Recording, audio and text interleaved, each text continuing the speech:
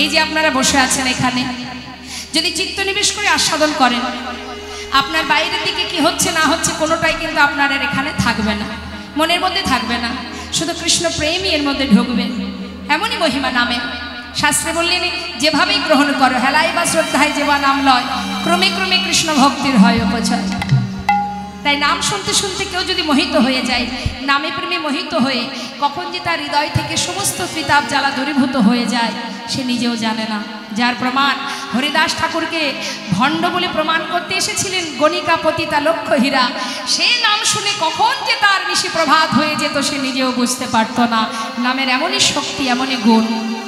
তাই আজ আমাদের একটু জানতে হবে মা, ভগবান কৃষ্ণ তিনি যে প্রভাসের তীরে যজ্ঞ করেছিলেন এর কারণগুলো কি ছিল। আসুন আমরা ছোট্ট ছোট্ট করে একটু একটু করে জেনে নিই। কেমন? এই যে প্রভাস নদীটা কোথায়? এটা গুজরাটে, যেখানে দ্বারকা, ভগবান বৃন্দাবন ছেড়ে দ্বারকায় গিয়েছিলেন, সেই দ্বারকার পাশেই এই প্রভাস নদী। দেখুন গুজরাটে একটি জায়গা আছে মা, যে জায়গার নাম হচ্ছে সৌমতীর্থ, যেখানে ভোলানাথের বিগ্রহ সেবা হয়, যার নাম সোমনাথ। এই সোমনাথের নামেই কিন্তু সেই জায়গার নাম সৌমতীর্থ। একটু মন দেবেন মা, এই যে সৌমতীর্থে একটা নদী আছে, এই নদীর নাম হয়েছিল প্রভাস, দিয়েছিল কে? চন্দ্রদেব। তো 27 জন স্ত্রী তারা গেছে দেবাদিদেব মহাদেবের কাছে, ভোলানাথ কৈলাসে বসে ধ্যান করছে, 27 জন স্ত্রী গেছে ভোলানাথের কাছে। ভোলানাথ সম্পর্কে কি হয় মা? ভোলানাথের যে সহধর্মিনী অর্থাৎ মা পার্বতী, তিনি হচ্ছেন চন্দ্রদেবের যে 27টি স্ত্রী তাদের সম্পর্কে বোন হয়, মানে দিদি হয়। তাহলে পার্বতী মা যদি দিদি হবেন তাহলে ভোলানাথ কি হবে? জামাই বাবু। এখন 27টি শালি ভাবা যায় বাবা, একটা দুটো নয়, 27 জন শালি গিয়ে কৈলাসে চিৎকার করছে, জামাই বাবু, ও জামাই বাবু। ভোলানাথ চিন্তা করছে, বাবা এত শালি আছে আমার তো জানতাম না, হ্যাঁ কি ব্যাপার, কৈলাসে এই নির্জন জায়গায় বসে একটু ধ্যান করছি, সেখানেও তো শান্তি নেই, এরা আবার কোথা থেকে জামাই বাবু বলতে বলতে এলো। হ্যাঁ কি হয়েছে? ও জামাই বাবু বিপদে পড়েছি। তা তো বুঝতেই পারছি, বিপদে পড়েছো বলেই জামাই বাবুকে স্মরণ হয়েছে। তা কি হয়েছে বলো দেখি। যতই হোক শালি বলে কথা, সমস্যা সমাধানের চেষ্টা করতেই হবে। করজোড়ে বলে উঠলেন, আমাদের স্বামী গুরুপত্নীর প্রতি আকৃষ্ট হওয়াতে, গুরুর অভিশাপে একটু একটু করে সে শেষ হতে চলেছে। আর স্বামী যদি চলে যায় আমরা কি করে বাঁচবো, কি নিয়ে বাঁচবো? তখন ভোলানাথ বলছেন, এই ব্যাপার, শোনো তাহলে এক কাজ করো, তোমার স্বামীর যদি একটা কলাও বেঁচে থাকে, আমার যে মাথায় জটা আছে, জটার মধ্যে গঙ্গা আছে, এই গঙ্গার মধ্যে রেখে দিয়ে যাও। এটা হলো অভিশাপ রূপ, এর মধ্যে থাকলে কোনো অভিশাপ আর কাজে লাগবে না। যেই না বলা সঙ্গে সঙ্গে একটি কলা ভোলানাথের সেই জটার মধ্যে রেখে দিয়ে এবার ভোলানাথের পরামর্শ অনুযায়ী সবাই চলে গেল গুরুদেবের কাছে। নিতাই গৌর হরি। গুরুদেবের কাছে গিয়ে সবাই করজোড়ে বলতে লাগলেন, গুরুদেব আমাদের পতি যদি চলে যায় আমরা কি নিয়ে বাঁচব? আমরা তো কোনো অপরাধ করিনি গুরুদেব, তাহলে আমাদের এই পতিহারা বৈধব্য জনম কি করে সইব আমরা? গুরুদেব বললেন, দেখো অভিশাপ যখন দিয়েছি সেটা তো লাগবেই, আর তোমরা এসেছো সত্যি তোমরা আমার কাছে কোনো অপরাধ করনি, কিন্তু যদি তোমার স্বামীর একটি কলাও বেঁচে থাকতো তাহলে অবশ্যই আমি কোনো না কোনো উপায় বলে দিতাম। গুরুদেব আপনি তো বলুন কোনো উপায় আছে কি না, তারপরে যা হবে হবে। আচ্ছা বেশ, শুনে নাও তাহলে, যদি একটি কলাও বেঁচে থাকে তোমার স্বামীর, সেটাকে যদি তুমি ওই সৌমতীর্থের নদীতে স্নান করাতে পারো তবেই তোমার পতির আবার পুনরায় পুণ্য জ্যোতি ফিরে পাবে। তাই গৌর হরিবল। এই কথা শুনে দেরি না করে ভোলানাথের মাথা থেকে সেই একটি কলা নিয়ে ওই সৌমতীর্থের নদীতে যখন স্নান করালেন বাবা, আবার পুনরায় পুণ্যজ্যোতি চন্দ্রদেব ফিরে পায়। তাই চন্দ্রদেব আশীর্বাদ করে বলেছিল, রে আজ থেকে আমি তোকে আশীর্বাদ করলাম, তোর নাম প্রভাস। তাই গৌর হরিবল। প্রভাযুক্ত আশ, পুনরায় আবার জ্যোতি ফিরে পেয়েছি, সেই জন্য তোকে আমি আশীর্বাদ দিলাম, তোর নাম প্রভাস। এখন এই প্রভাস মানে এই প্রভাস নদী অভিশপ্ত হয়েছিলেন মা। কি করে? এই প্রভাসে এসেছিল এক মণিপুত্র যার নাম চিত্রাঙ্গদা জল পান করার জন্য। এখন যেই জল পান করতে এসেছে তীরে, জলের মধ্যে ছিল এক কুমির। সেই কুমির ওই মুনির পুত্রকে, মানে সেই শিশুটাকে সে জলের মধ্যে নিয়ে খেয়ে ফেলে। তখন তার পিতা এই খবর পেয়ে ওই প্রভাসকে অভিশাপ দিয়েছিল, রে প্রভাস, তুই যখন আমার সন্তানকে প্রাণে মেরেছিস, আমি তোকে অভিশাপ দিলাম, তোর বক্ষের জল শুকিয়ে যাবে, সমস্ত পশু পাখি কীট পতঙ্গ তোর বক্ষে বাস করবে, মলমূত্র ত্যাগ করবে, ঘৃণা করবে তোকে সবাই। যেই না বলা, প্রভাস তাড়াতাড়ি করজোড়ে সেই মনির চরণে বললেন, মণিবর, আমি তো কোনো অপরাধ করিনি, আমার বক্ষে যে কুমির বাস করে সে আপনার সন্তানকে প্রাণে মেরেছে, আপনি আমাকে অভিশাপ দেবেন না, হ্যাঁ আমার অভিশাপ থেকে আপনি আমাকে উদ্ধার করুন। মণিবর চিন্তা করলেন, সত্যিই তো, এর তো কোনো দোষ নেই, কিন্তু আমি যে অভিশাপ দিয়ে ফেলেছি, অভিশাপ লঙ্ঘন হবে কি করে? বললেন, তবে শোন, অভিশাপ যেমন দিয়েছি আশীর্বাদও করে গেলাম। যেদিন এই প্রভাসের জল দিয়ে অনাদি আদি গোবিন্দ শ্রীমতী রাধারানীর চরণ ধৌত করবে, সেই দিনই তুই উদ্ধার হয়ে যাবি। নিতাই গৌর হরি বল হরি। তাই এটা ছিল একটা কারণ মা। আরও একটা কারণ আছে এই প্রভাস নদীর তীরে যজ্ঞ করা। সেটা কি? একটু মহাভারতে যাব আমরা। কুরুক্ষেত্রের মাঠে যুদ্ধ হবার পর হস্তিনাপুরে রাজা হয়েছিল ধর্মরাজ যুধিষ্ঠির। রাজা হবার পর সিংহাসনে বসে আছে রাজা। ভগবান কৃষ্ণ রথে উঠে বসে বললেন, পিসিমা, তোমার ছেলে মস্ত বড় রাজা হস্তিনাপুরের, আজ জীবনের সমস্ত কষ্ট দূর হয়ে গেছে, এবার আমি যাই পিসিমা, আমাকে বিদায় দাও। যেই না বলেছে, কুন্তী পিসিমা পাশে দাঁড়িয়ে চিন্তা করছেন, কৃষ্ণ যখনই আমাকে ছেড়ে ঘরে ফিরে যাবার কালে বলে আমি আসি, ওমা আসি কথার মানে কি? সে আবার ফিরে আসবে। দেখবেন বাড়ির বাচ্চারা ভুল করে যদি বলে মা যাই, মায়েরা কি বলেন, না না বাবা এমন বলিস না, বল আসি, যাই বলতে নেই, অর্থাৎ যাই মানে সে আর আসবে না। তাই যখন এই কথাটা বলেছে, কুন্তী পিসিমা মনে মনে চিন্তা করছে, কৃষ্ণ তাহলে চিরতরে আমাদের ছেড়ে চলে যেতে চাইছে। বদনটা মলিন করে দাঁড়িয়ে আছে কুন্তী পিসিমা। ভগবান রথের উপরে উঠে বলছে, পিসিমা যাবার আগে বর দিয়ে যাব, বলো তুমি কি বর চাও? যা চাইবে তাই দেব। কুন্তী পিসিমা বলে, কৃষ্ণ তুমি আমায় বর দেবে? যা চাইব তাই দেবে তো? হ্যাঁ। বলো পিসিমা কি চাই? কৃষ্ণ, এতদিন আমার জীবনে দুঃখ ছিল, কষ্ট ছিল, সারাক্ষণ সন্তানদের নিয়ে বনে কাটিয়েছি, আর যতদিন দুঃখ ছিল, কষ্ট ছিল, তুমি আমার সঙ্গে ছিলে, আমার 5 পুত্রের সাথে বন্ধুর মতো ছিলে। আজ আমার ছেলে হস্তিনাপুরের রাজা, সমস্ত দুঃখ দূরীভূত হয়ে আজ আমার জীবনে আর কোনো দুঃখ নেই, সুখের নাগাল পেলাম। আর যেই না সুখের নাগাল পেলাম, সেই কৃষ্ণ আমাদের ছেড়ে চলে যেতে চায়। কৃষ্ণ বেশ, চলে যদি যাও, তোমাকে ধরে রাখার ক্ষমতা নেই আমার, তবে যাওয়ার আগে এই বরে দিয়ে যাও, জীবনে যতদিন কষ্ট ছিল তুমি আমার কাছে ছিলে, সুখের আলো দেখতে না দেখতেই তোমাকে হারাতে হলো। বর দিয়ে যাও কৃষ্ণ, আর যে কটা দিন এই ধরাই বেঁচে থাকবো, যার জীবনে যত কষ্ট দুঃখ যন্ত্রণা বেদনা আছে, সবটুকু তুমি আমায় দিয়ে যাও।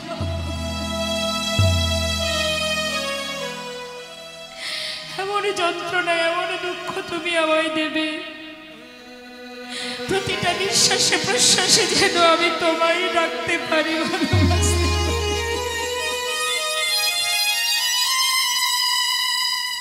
যেন তোমায় হারাতে না হয়। পাশে দাঁড়িয়ে আছে ভীম। ভীম বলছে, মা,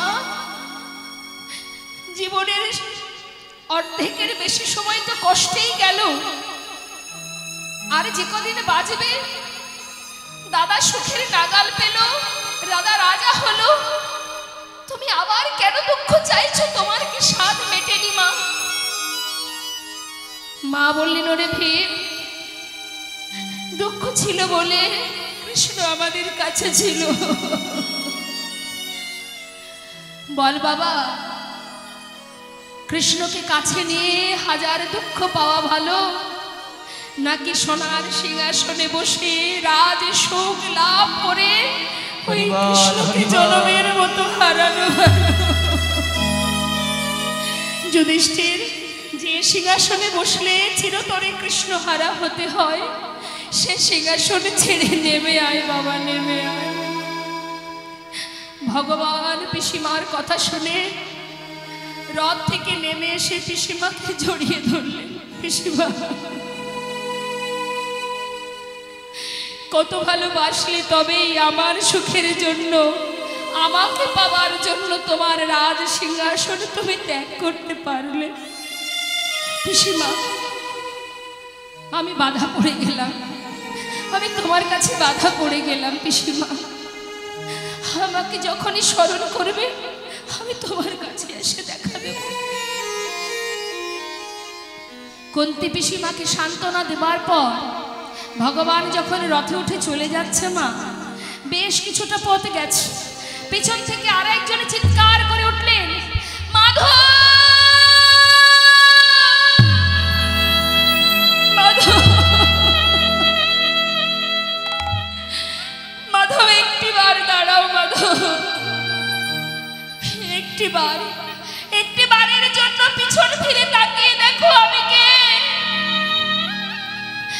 একটা দুটো নয়, শত পুত্র হারা জননী, হরি বল, হরি বল, অভাগিনী মা গান্ধারী আমি। একজন দুজন নয়, শত সন্তানকে হারিয়েছি, পথের কাঙালিনী হয়েছি আমি, সেটা শুধুমাত্র তোমার জন্য। তুমি যদি না চাইতে এই যজ্ঞ, এই যুদ্ধ হতো না। তুমি যদি না চাইতে আজ আমাকে সন্তান হারা হতে হতো না। তুমি করেছো, আমাকে সন্তান হারা করেছো তুমি, পুরো বংশ ধ্বংস করেছো তুমি। তাই আজ সুবল কন্যা আমি তোমায় অভিশাপ দিলাম।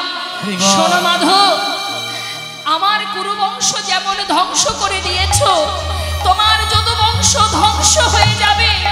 একটা প্রদীপ বেঁচে থাকবে না বংশে বাতি দেবার জন্য। আর বলি শোনো, তোমার মৃত্যু হবে, নিম্ন বৃক্ষে তুমি দাঁড়িয়ে থাকবে, তোমাকে তীর ভেদ করে তোমাকে ভূমিতে পতিত করবে, তুমি ব্যাধের হাতে মৃত্যু হবে তোমার। আমি অভিশাপ দিলাম তোমায়। সমস্ত রাজসভার চিৎকার করে সবাই বলে উঠল, হে তুমি কি অভিশাপ করছো? কি করে পারছো তুমি? ফিরিয়ে নাও অভিশাপ। পঞ্চ পাণ্ডব তারা সবাই ছুটে এসে মাতা গান্ধারীকে বললেন, মা এই অভিশাপ দিও না, প্রভুর এই অভিশাপ তুমি ফিরিয়ে নাও। ভগবান কৃষ্ণচন্দ্র বাঞ্ছা কল্পতরু, ভক্তের বাঞ্ছা পূর্ণ করাই তার কাজ। ধর্মযুদ্ধ করেছে তিনি জীবের মঙ্গলের তরে। আজ তিনি বলে উঠলেন, শান্ত হও তোমরা, মা যেটা বলেছে সে তো ভুল কিছু বলেনি। কুরুক্ষেত্রের মাঠে যুদ্ধের পর যত মানুষ মারা গেছে, আবার যারা জয়ী হয়েছে, জয়ের আনন্দ যেমন আমি ভোগ করেছি, তেমন পরাজয়ের দুঃখটাও আমি ভোগ করতে চাই। যেমন সমস্ত মায়ের আশীর্বাদ আমি পেয়েছি, তেমন সকল দুঃখী মায়ের অভিশাপও আমি মাথায় নিতে চাই। মা তুমি তো অন্যায় কিছু বলনি, তোমার কথাই আমার শিরোধার্য, তাই হবে মা, তোমার কথাই সত্য হবে। এই ছিল একটি কথা দেওয়া মায়ের কাছে। এর কারণেই এই যজ্ঞ মা। 56 কোটি যদুবংশ ছেলেরা একটু একটু করে বড় হয়ে গেল। এই 56 কোটি যদুবংশের মধ্যে একটা ছেলের নাম শাম্ভ। তার দেখতে ভগবানেরই সন্তান, তার দেখতে অনেকটা মেয়েদের মতো। তাই অন্যান্য ভাইয়েরা তার পেটে একটা কড়া বেঁধে সুন্দর করে শাড়ি পরিয়ে বনে নিয়ে গেছে। যে সকল মণিরা ধ্যান করছে সেখানে নিয়ে গিয়ে উপস্থিত। এই যে অমণি, বলতে পারো এর গর্ভে কে জন্ম নেবে? মণি তো সবই জানে মা, ধ্যান যোগে বুঝতে পারছে যে এরা সবাই ছলনা করে এসেছে। বারবার বলছে তোরা চলে যা, আমার কাছ থেকে চলে যা, আমার এই সাধনায় বিঘ্ন ঘটাস না। কিন্তু কিছুতেই শুনছে না, ধরাকে সরা জ্ঞান করছে। বড় হয়েছে তো সবাই, আর কাউকে পাত্তা দিচ্ছে না। কেমন মনে তোমরা, হ্যাঁ সাধনা করছো যুগ যুগ ধরে, এটুকু বলতে পারছো না তার গর্ভে কে জন্ম নেবে? তখন সেই মণি ক্রোধান্বিত হলেন, বললেন তবে শুনেরা, এর গর্ভে যে জন্ম নেবে তার দিয়েই তোদের এই 56 কোটি যদুবংশ ধ্বংস হয়ে যাবে। এই কথা শুনে সবাই ঘরে ফিরে ওই যে পেটে কড়াটা বেঁধেছিল সেটা ফাল হয়ে প্রসবিত হল। আর সেই ফালটা নিয়ে যেই না গোবিন্দের কাছে গেলেন, ফালটা দেখে গোবিন্দ চিন্তা করলেন এটাই তো আমার অস্ত্র, আর দেরি নয়। বললেন শোনো, এই অস্ত্রটা, এই ফালটা নিয়ে তোমরা প্রভাস নদীর তীরে যে পাথর আছে ওই পাথরে গিয়ে ঘষে এটাকে শেষ করে দাও। সবাই মিলে গোবিন্দের কথা মতো এবার প্রভাসের তীরে ওই যে বাবা পাথর, পাথরে ঘষতে শুরু করেছে মা। যত ঘষছে তত ফেনা বাহির হচ্ছে, আর এই ফেনাগুলো নদীর ধার বরাবর যাচ্ছে আর নল খাগড়ার গাছ হয়ে উঠছে সব। এবার কি হলো, যখন আর একটুখানি বাকি আছে বাবা, তখন সেটাকে জলের মধ্যে ফেলে দিয়েছে। আর যেই ফেলে দিয়েছে ওই ফালটা খেয়েছে কে?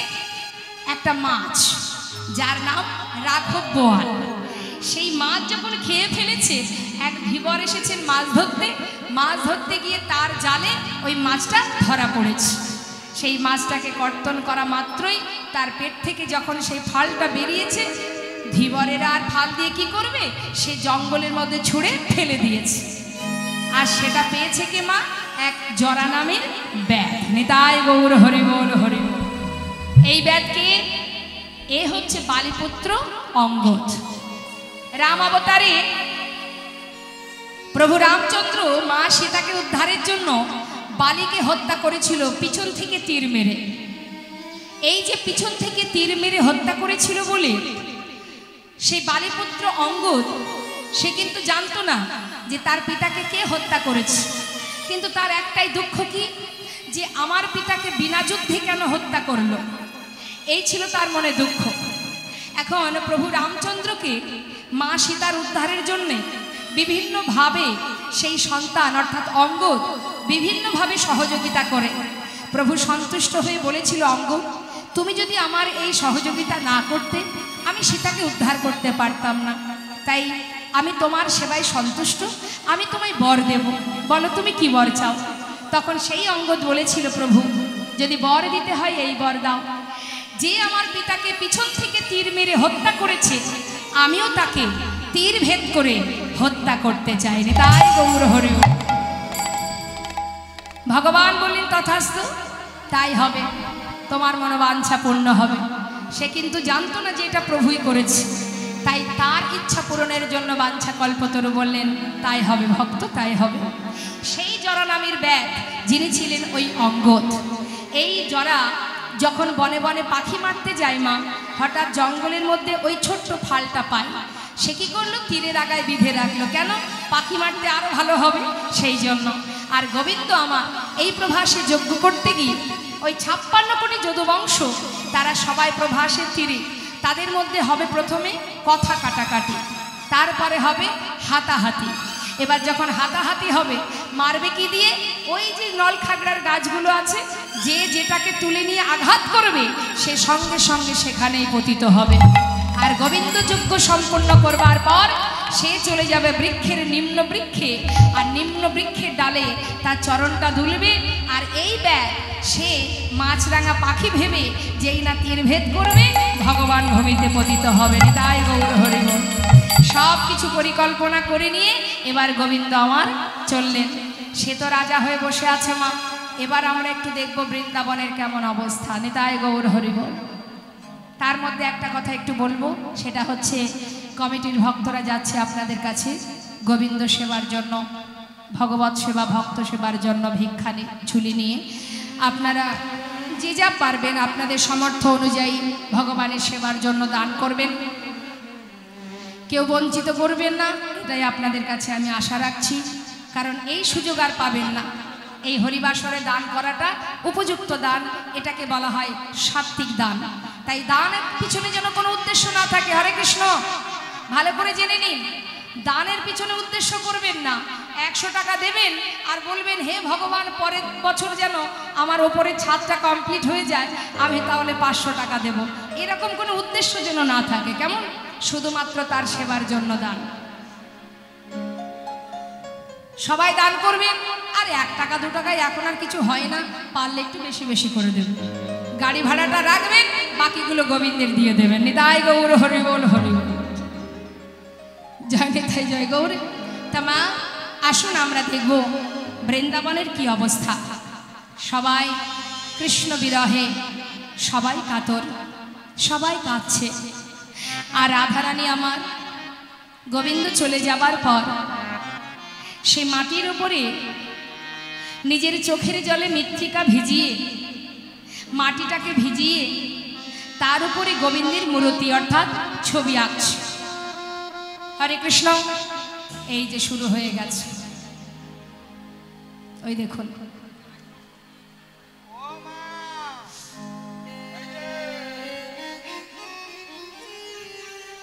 আমার দিকে, আমার দিকে, একবার ওদিক একবার এদিক। কি ব্যাপার? কেউ চলে যাচ্ছে? বন্ধু চলে গেল নাকি? আমি তো আছি। হ্যাঁ, এদিক ওদিকে তাকিয়ে কি হবে? কেউ নেই পাশে, একমাত্র গোবিন্দ আছে। আজ আছে কাল থাকবে না, কিন্তু সে যাবে না যদি তাকে তুমি ভালোবাসতে পারো। যাকে ভালো না বাসলেও সে তোমার কথা ভাবে, আর ভালোবেসে একবার দেখো সে কিভাবে তোমার পাশে দাঁড়িয়ে থাকে। ভুলে যাও, কোনো দিকে তাকাতে হবে না। এই মুহূর্তটা অন্যদিকে তাকিয়ে লাভ নেই। কেন, আমাকে দেখতে খারাপ নাকি? ভাল লাগছে? গরম লাগছে? তাতে কি আছে? খুব কষ্ট হচ্ছে? আসুন আমার কাছে চলে আসুন, এখানে আসুন মা।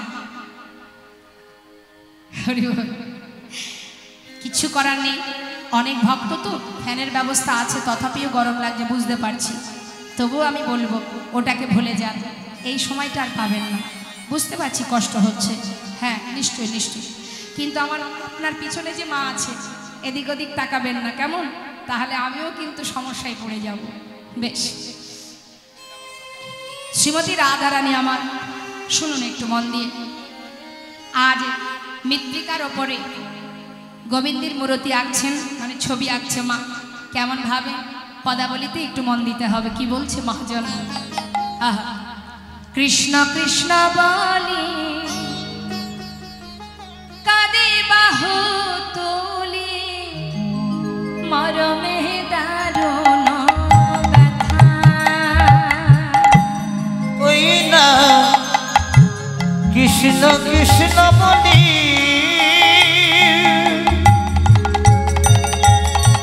কাঁদে বাহু তুলি, মরমে দারুণ ব্যথা। হইলা মৃত্তিকার উপরে মূর্তি আঁকিয়া, দেখো কহে তার শোনে কথা। মৃত্তিকার উপরে মূর্তি আঁকিয়া কহে তার শোনে কথা। বলে একবার বোধ তুমি কথা বলো,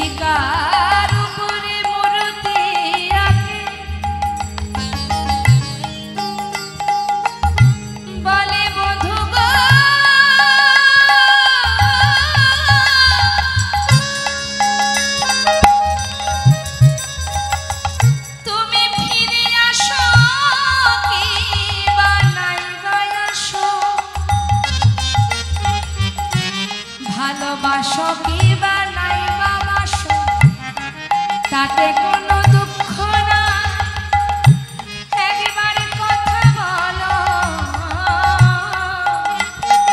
ওহে প্রাণ বধূ, একবার কথা বলো ওহে আমার পরাণ বধূ। কৃষ্ণ কৃষ্ণ বলি কাঁদে বাহু তুলি, মরমে দারুণ ব্যথা মৃত্তিকায় পরে মূরতি আঁকিয়া কহে তার সনে কথা। ওই নামিতিকা রূপরে ওই মূরতি আঁকিয়া কহে তার সনে কথা।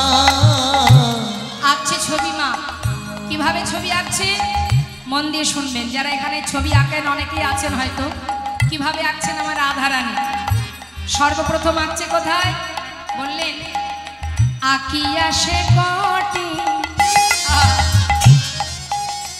দেখো বড়াই ঘটি, কত না যতন করি। ও গো প্রেমময়ী রাধে রাধে,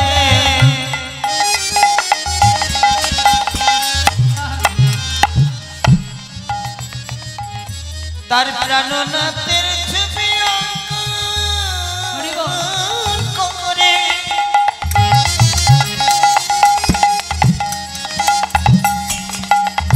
প্রেমময়ী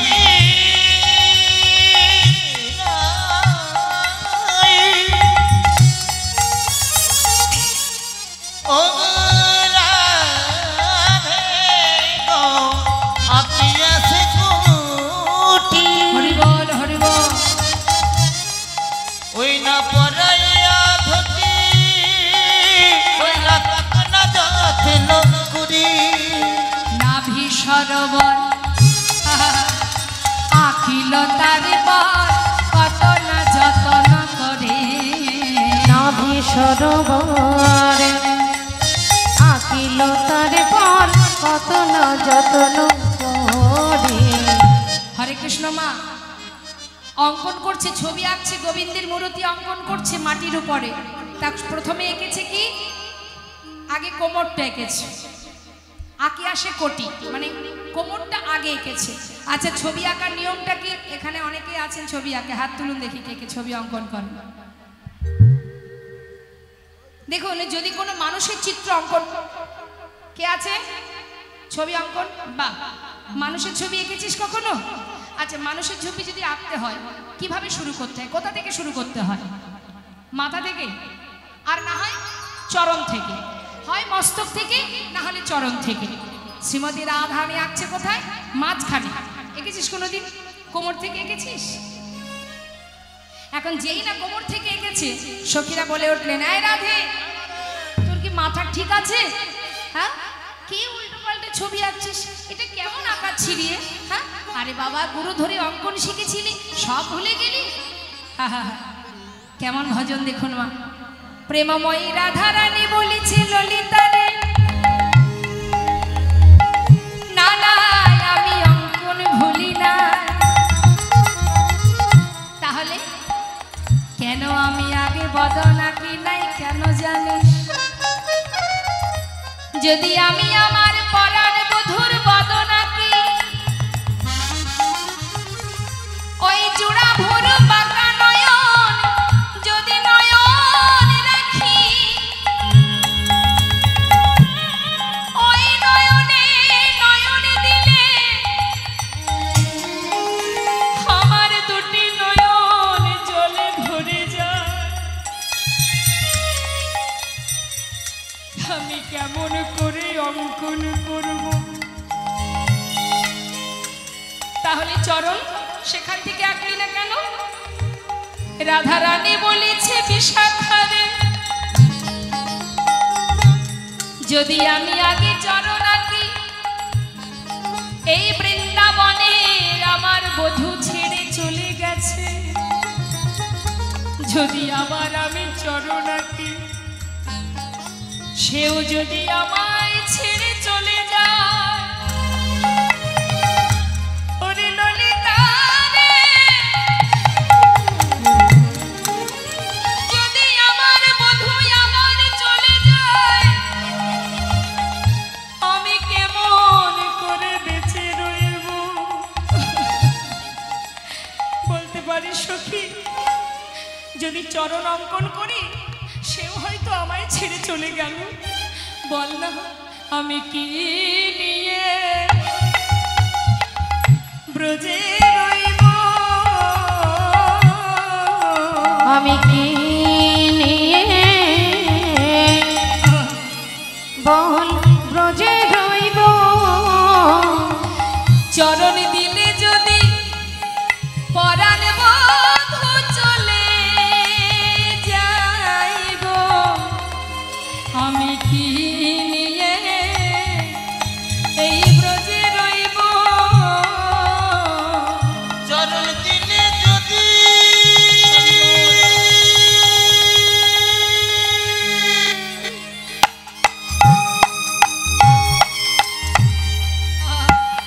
ললিতা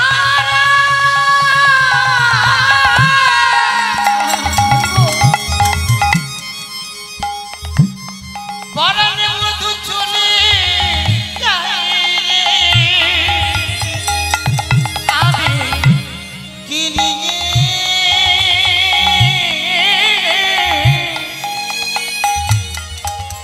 এই বুঝে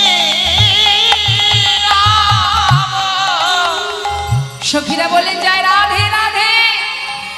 তোর মতো এমন হরিদাসী কৃষ্ণদাসী আর কে বা আছে বৃন্দাবনে? তোর ভজনের সঙ্গে কি আর আমরা পারি সখী? বল বল, এবার তুই কি আঁকবি? রাধানী বললেন, তোরা দেখ আমি কিভাবে আঁকছি। হলো বাবা, নাভি কমল অঙ্কন হলো, এবার আস্তে আস্তে উপরের দিকে উঠছে মা। রাধারানী কিভাবে ছবি আঁকছে? বাহু দুটি আঁকি, ছলো ছলো আঁকি, বাঁশিটি দিল সেই করে।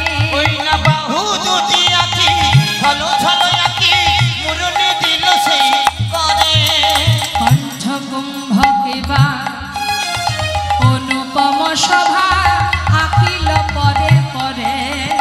কণ্ঠ কুম্ভ কিবা অনুপম শোভা আঁকিল তারপরে পরে।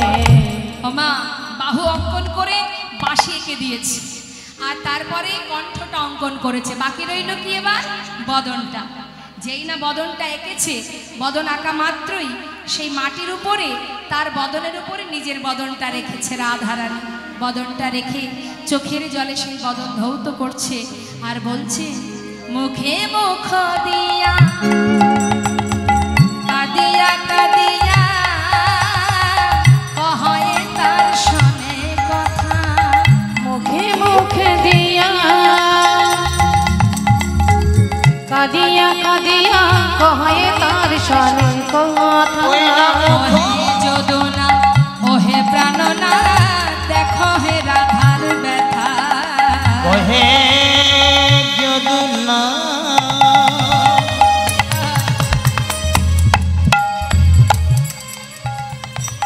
ওহে প্রাণনা, দেখে রাধার ব্যথা। তুমি একবারে সে দেখে যাও গো, একবারে সে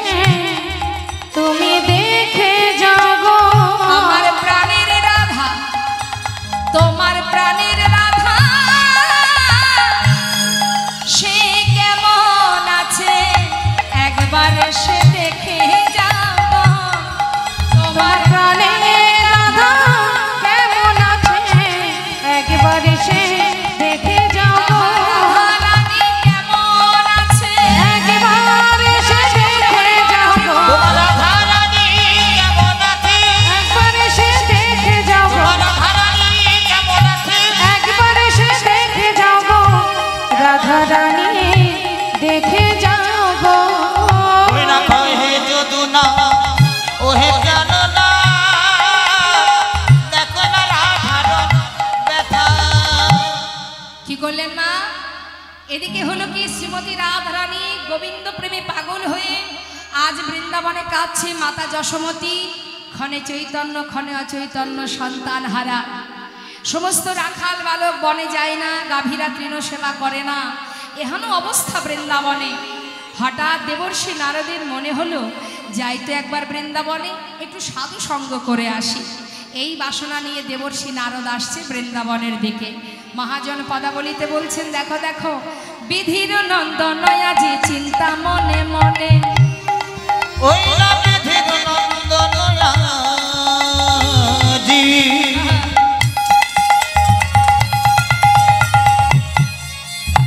চিন্তি মনে মনে, বিধির নন্দনয়া যে চিন্তা মনে মনে,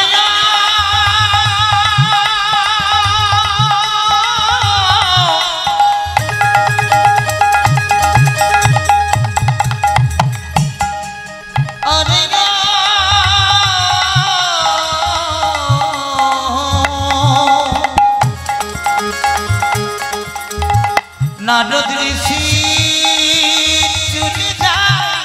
চলে যায় জয় গো হে হে হে হে হে হে।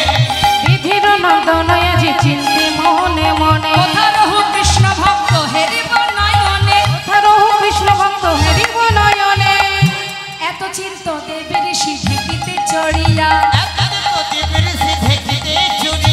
হরে কৃষ্ণ। ওই মাকে একটু ডেকে দিন তো। ও মা বলুন তো দেবর্ষি নারদের বাহন কি? এই আপনাকে বলছি, ওই যে, হ্যাঁ আপনি আমার দিকে তাকান। আপনাকে বলছি, ওই যে পিঙ্ক কালারের শাড়ি পরা। হ্যাঁ হ্যাঁ বলছে, এই কার কথা বলছে রে? ও মা আমার দিকে।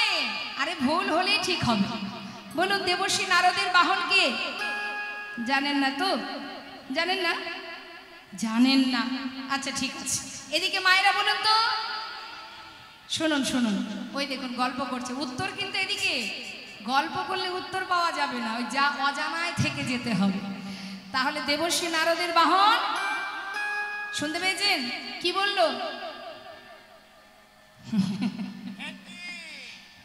শুনেও বলা হচ্ছে না, কি আর করা যাবে। ঢেকি। হ্যাঁ, এখন ঢেকিতে চড়ে যাচ্ছে দেবর্ষি নারদ। কোথায় যাচ্ছে? সাধু সঙ্গ করার জন্য। হ্যাঁ, তাই মহাজন বলছে, দেখো দেখো এত চিন্ত দেবে ঋষি ঢেকিতে চড়িয়া, এত চিন্ত দেবে ঋষি ঢেকিতে চড়িয়া, দেখিতে দেখিতে যায় উলসিত হইয়া, ওই দেখিতে দেখিতে যায় উল্লসিত হইয়া, দেখিতে দেখিতে যায় উল্লসিত হইয়া। আনন্দ ধরে না, আনন্দ ধরে না, আনন্দ ধরে না।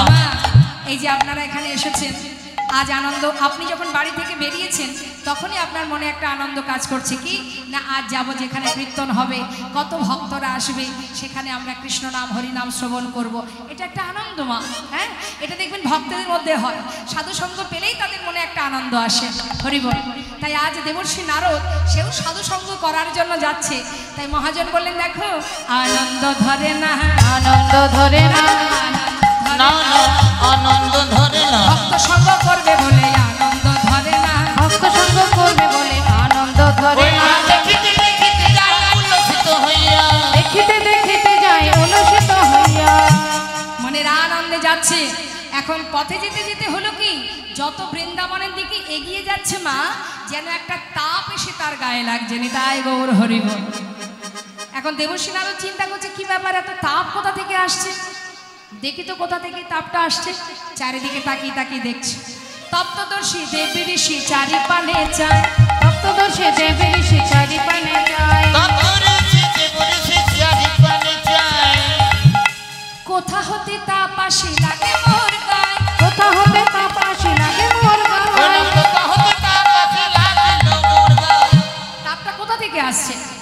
ভাবতে ভাবতে যত বৃন্দাবনের ভিতরে প্রবেশ করেছে বাবা, হঠাৎ চারিদিকে তাকিয়ে দেখছে বিরহের তাপ। কোন বিরহ? কৃষ্ণ হারা। এই বিরহের তাপ যখন দেবর্ষির অঙ্গে লেগেছে, দেবর্ষি নারদ মনে মনে চিন্তা করছে, মা এতদিন আমি ভেবেছিলাম আমি বোধহয় বেশি ভালোবাসি, এতদিন আমি ভেবেছিলাম আমি গোবিন্দকে বেশি ভালোবাসি, কিন্তু আজ বৃন্দাবনে এসে বুঝলাম আমার থেকেও বেশি ভালোবাসে বৃন্দাবনবাসী। যারা আজ কাঁদছে গোবিন্দের জন্য, হে গোবিন্দ তুমি দ্বারকায় রাজা হয়ে বসে আছো, মাকে কাঁদিয়ে, ব্রজবাসীকে কাঁদিয়ে, রাখালকে কাঁদিয়ে, রাধারানীকে কাঁদিয়ে কেমন সুখে আছো তুমি, আমাকে তো একটু দেখতে হবে।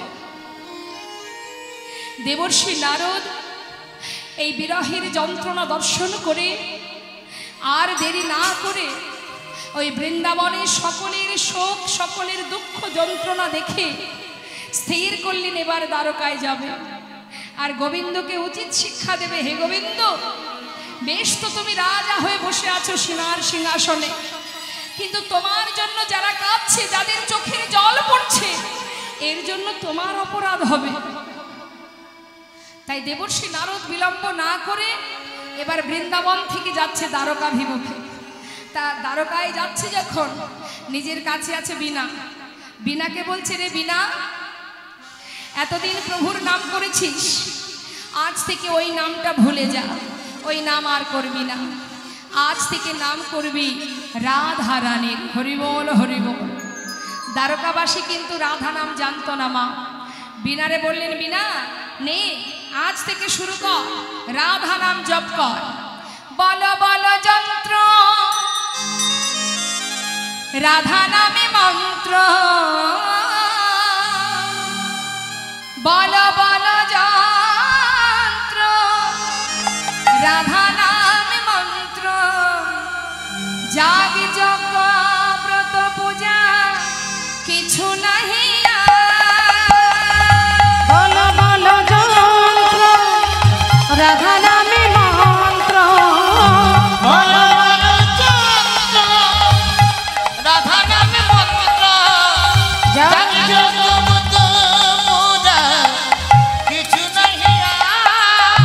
বল বল বিনে রাধা নামে বিনে, বল বল বীণে রাধা নামে বীণে, বল বল বিনে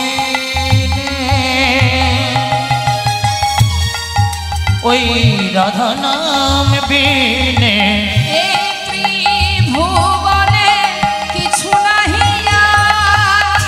বল বল যন্ত্র হরি বল, রাধা হরি বল, নামে হরি বল। মন্ত্র, বল বল যন্ত্র রাধা নামে মন্ত্র, জাগ যজ্ঞ ব্রত পূজা কিছু নাহি। বিনা বিলম্ব না করে এবার রাধা নাম গাইতে শুরু করলেন মা। বিনাতে রাধা নাম করতে করতে এবার দেবর্ষি নারদ চললেন দ্বারকায়। হরিবল হরিবল। তা যাচ্ছে রাধা নাম গাইতে গাইতে বিনা, আমরা কেন বসে থাকবো, চলুন আমরাও এই রাধা নাম দ্বারকায় নিয়ে যাই সবাই মিলে। হ্যাঁ, দুহাত তুলে বলিয়ে রাধা রানী কি। বিনাতে বাজছে রাধা নাম, রাধে রাধে জয় রাধে রাধে। এখন যিনি বসে আছেন মা দ্বারকায় সোনার সিংহাসনে, অনাদি আদি গোবিন্দ আমার, সেই রাধা নাম শ্রবণ করা মাত্রই সোনার সিংহাসন পরিত্যাগ করে ছুটতে ছুটতে পথে এসে দাঁড়িয়েছে। কোথা থেকে আসছে এই রাধা নাম, কে করছে রাধা নাম? বৃন্দাবনেশ্বরী প্রেমময়ী রাধারানীর নাম তো জগৎ এখানে কেউ জানে না, তবে কে গাইছে রাধা নাম? হঠাৎ দেবর্ষিকে দূর থেকে দেখতে পেল, চিৎকার করে বলে উঠল, ওরে কে শোনালো রে এই রাধা নাম, কে শোনালো রে রাধা নাম, কে শোনালো রে, কে শোনালো রে রাধা নাম কে শোনালো রে, রাধা নাম কে শোনালো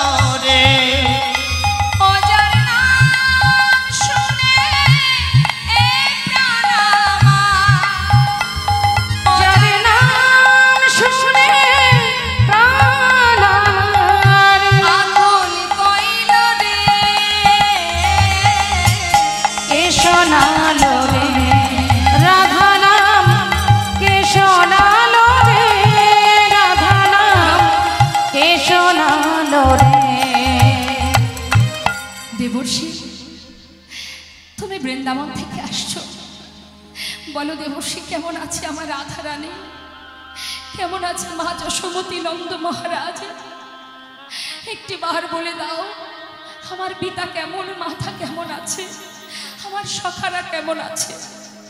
দেবর্ষী নারদ দূর থেকে তাকিয়ে বললেন, হে রাজন, তাদের কথা এতদিন পর মনে পড়ল, তারা সবাই কুশলে আছে, শুধু আপনাকে দেখে আমার বড় কষ্ট হচ্ছে। আমাকে দেখে? হ্যাঁ, আপনাকে দেখে আমার কষ্ট হচ্ছে মহারাজ। এত বড় প্রাসাদের রাজা হয়ে বসে আছেন মহারাজ, একবার ভেবে দেখুন আপনার কারণে কত মা চোখের জলে বুক ভাসিয়ে কাঁদছে। একবার চিন্তা করে দেখুন কত মায়ের অভিশাপ আপনার মাথায়।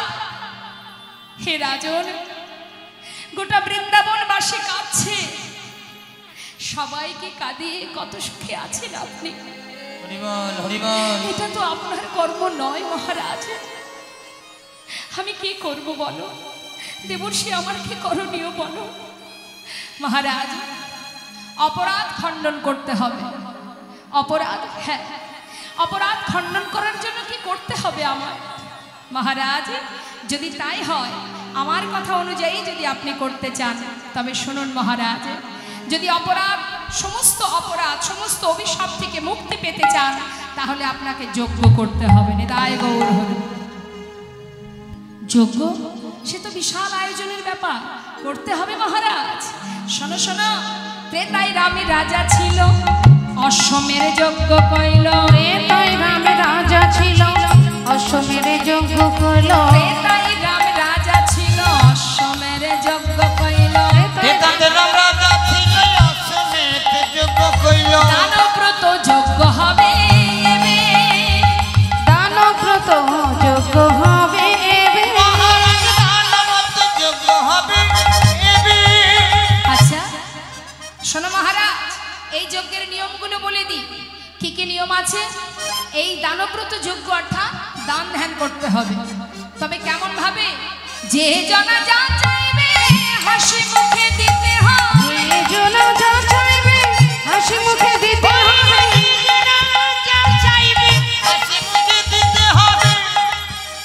দান করিতে হবে হাসি মুখে।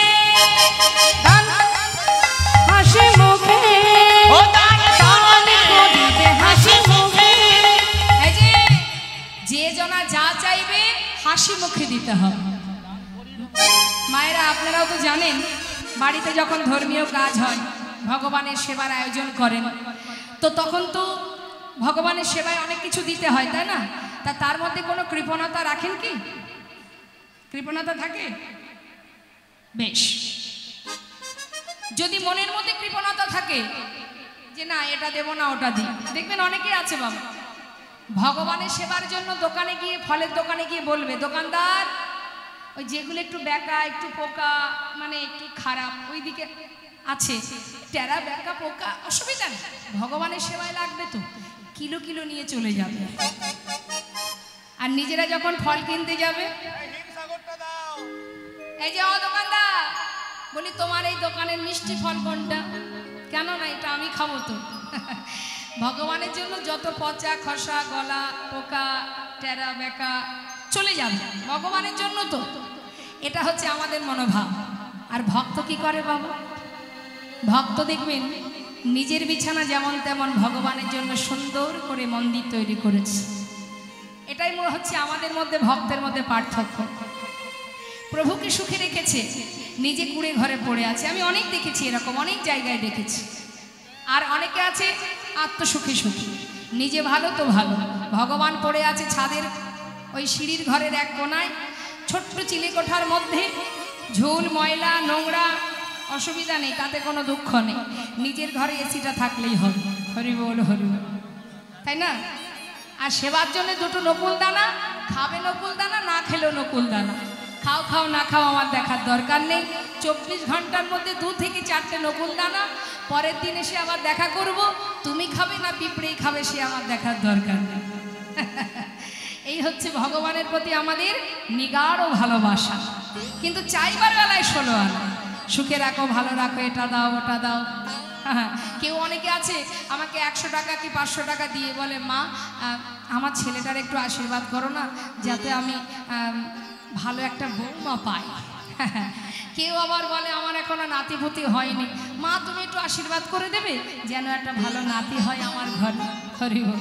কত স্বপ্ন আমাদের, হ্যাঁ, সবই ভুল স্বপ্ন, মিথ্যে স্বপ্ন। স্বপ্নের পিছনে ছুটে বেড়াতে বেড়াতে কৃষ্ণ বলার বদন পেয়েও প্রভুকে ভালোবাসতে পারলাম না।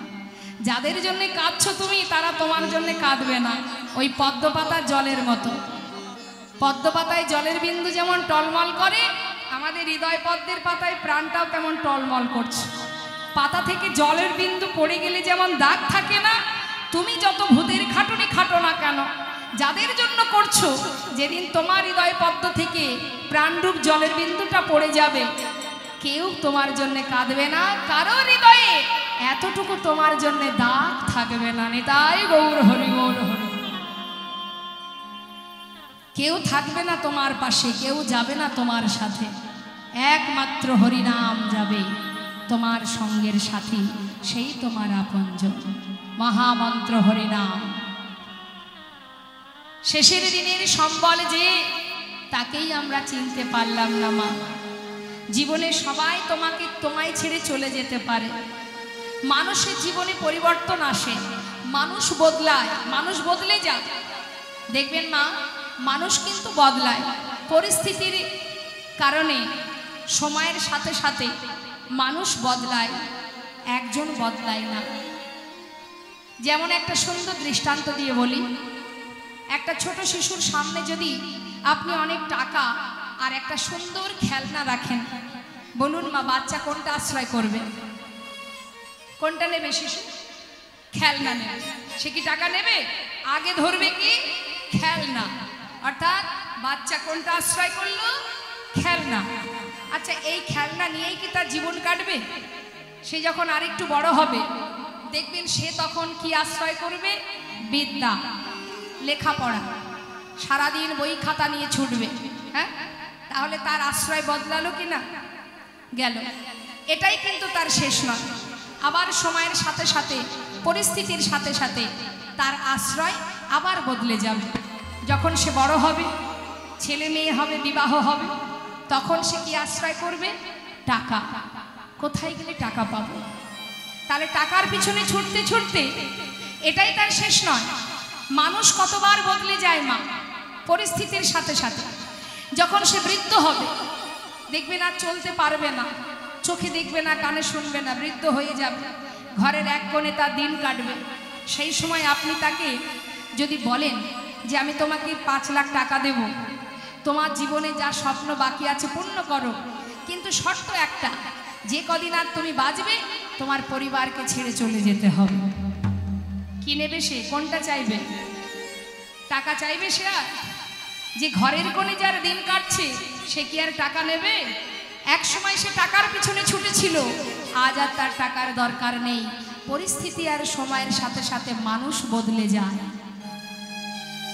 কিন্তু জগতে একজন আছে বাবা, যে কখনো বদলায় না, যে সুখেও তোমার কাছে আছে, দুঃখেও আছে, যে ভালোতেও আছে, মন্দতেও আছে,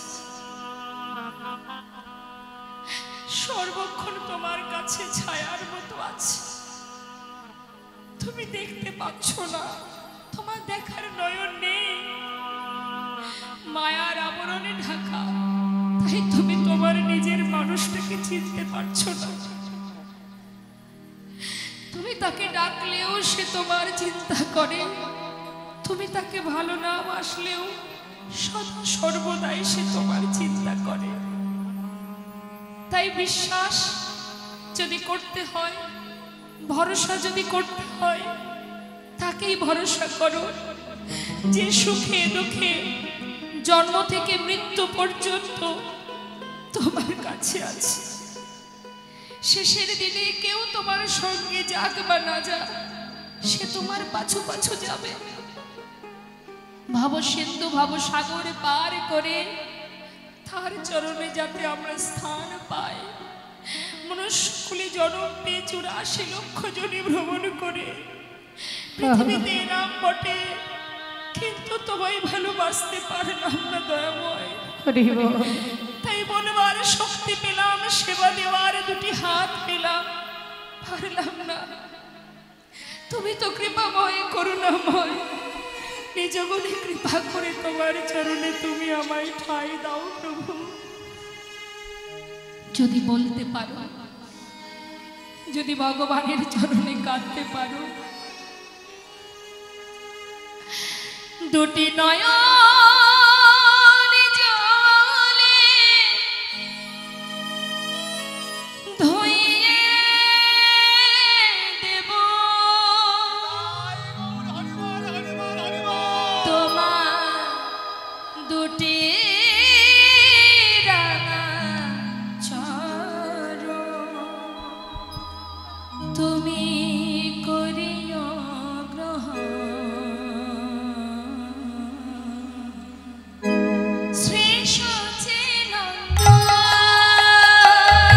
দুটি নয়ন জলে ধুইয়ে দেব তোমার দুটি রাঙা চরণ, করিও গ্রহণ।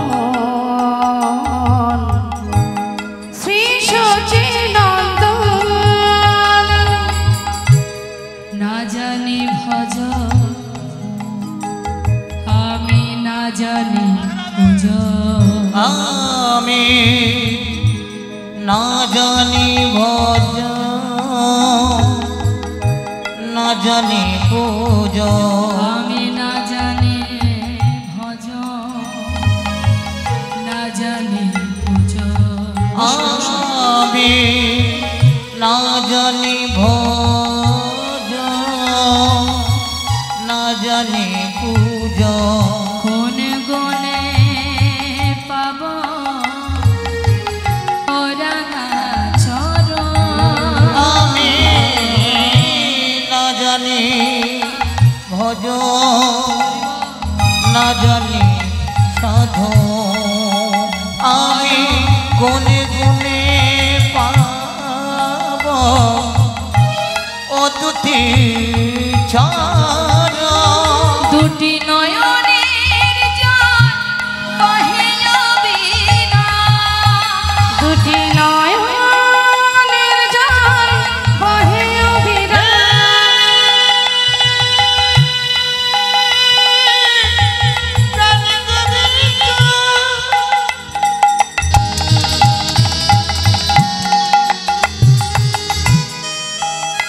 তুমি অধমে কি পাকো,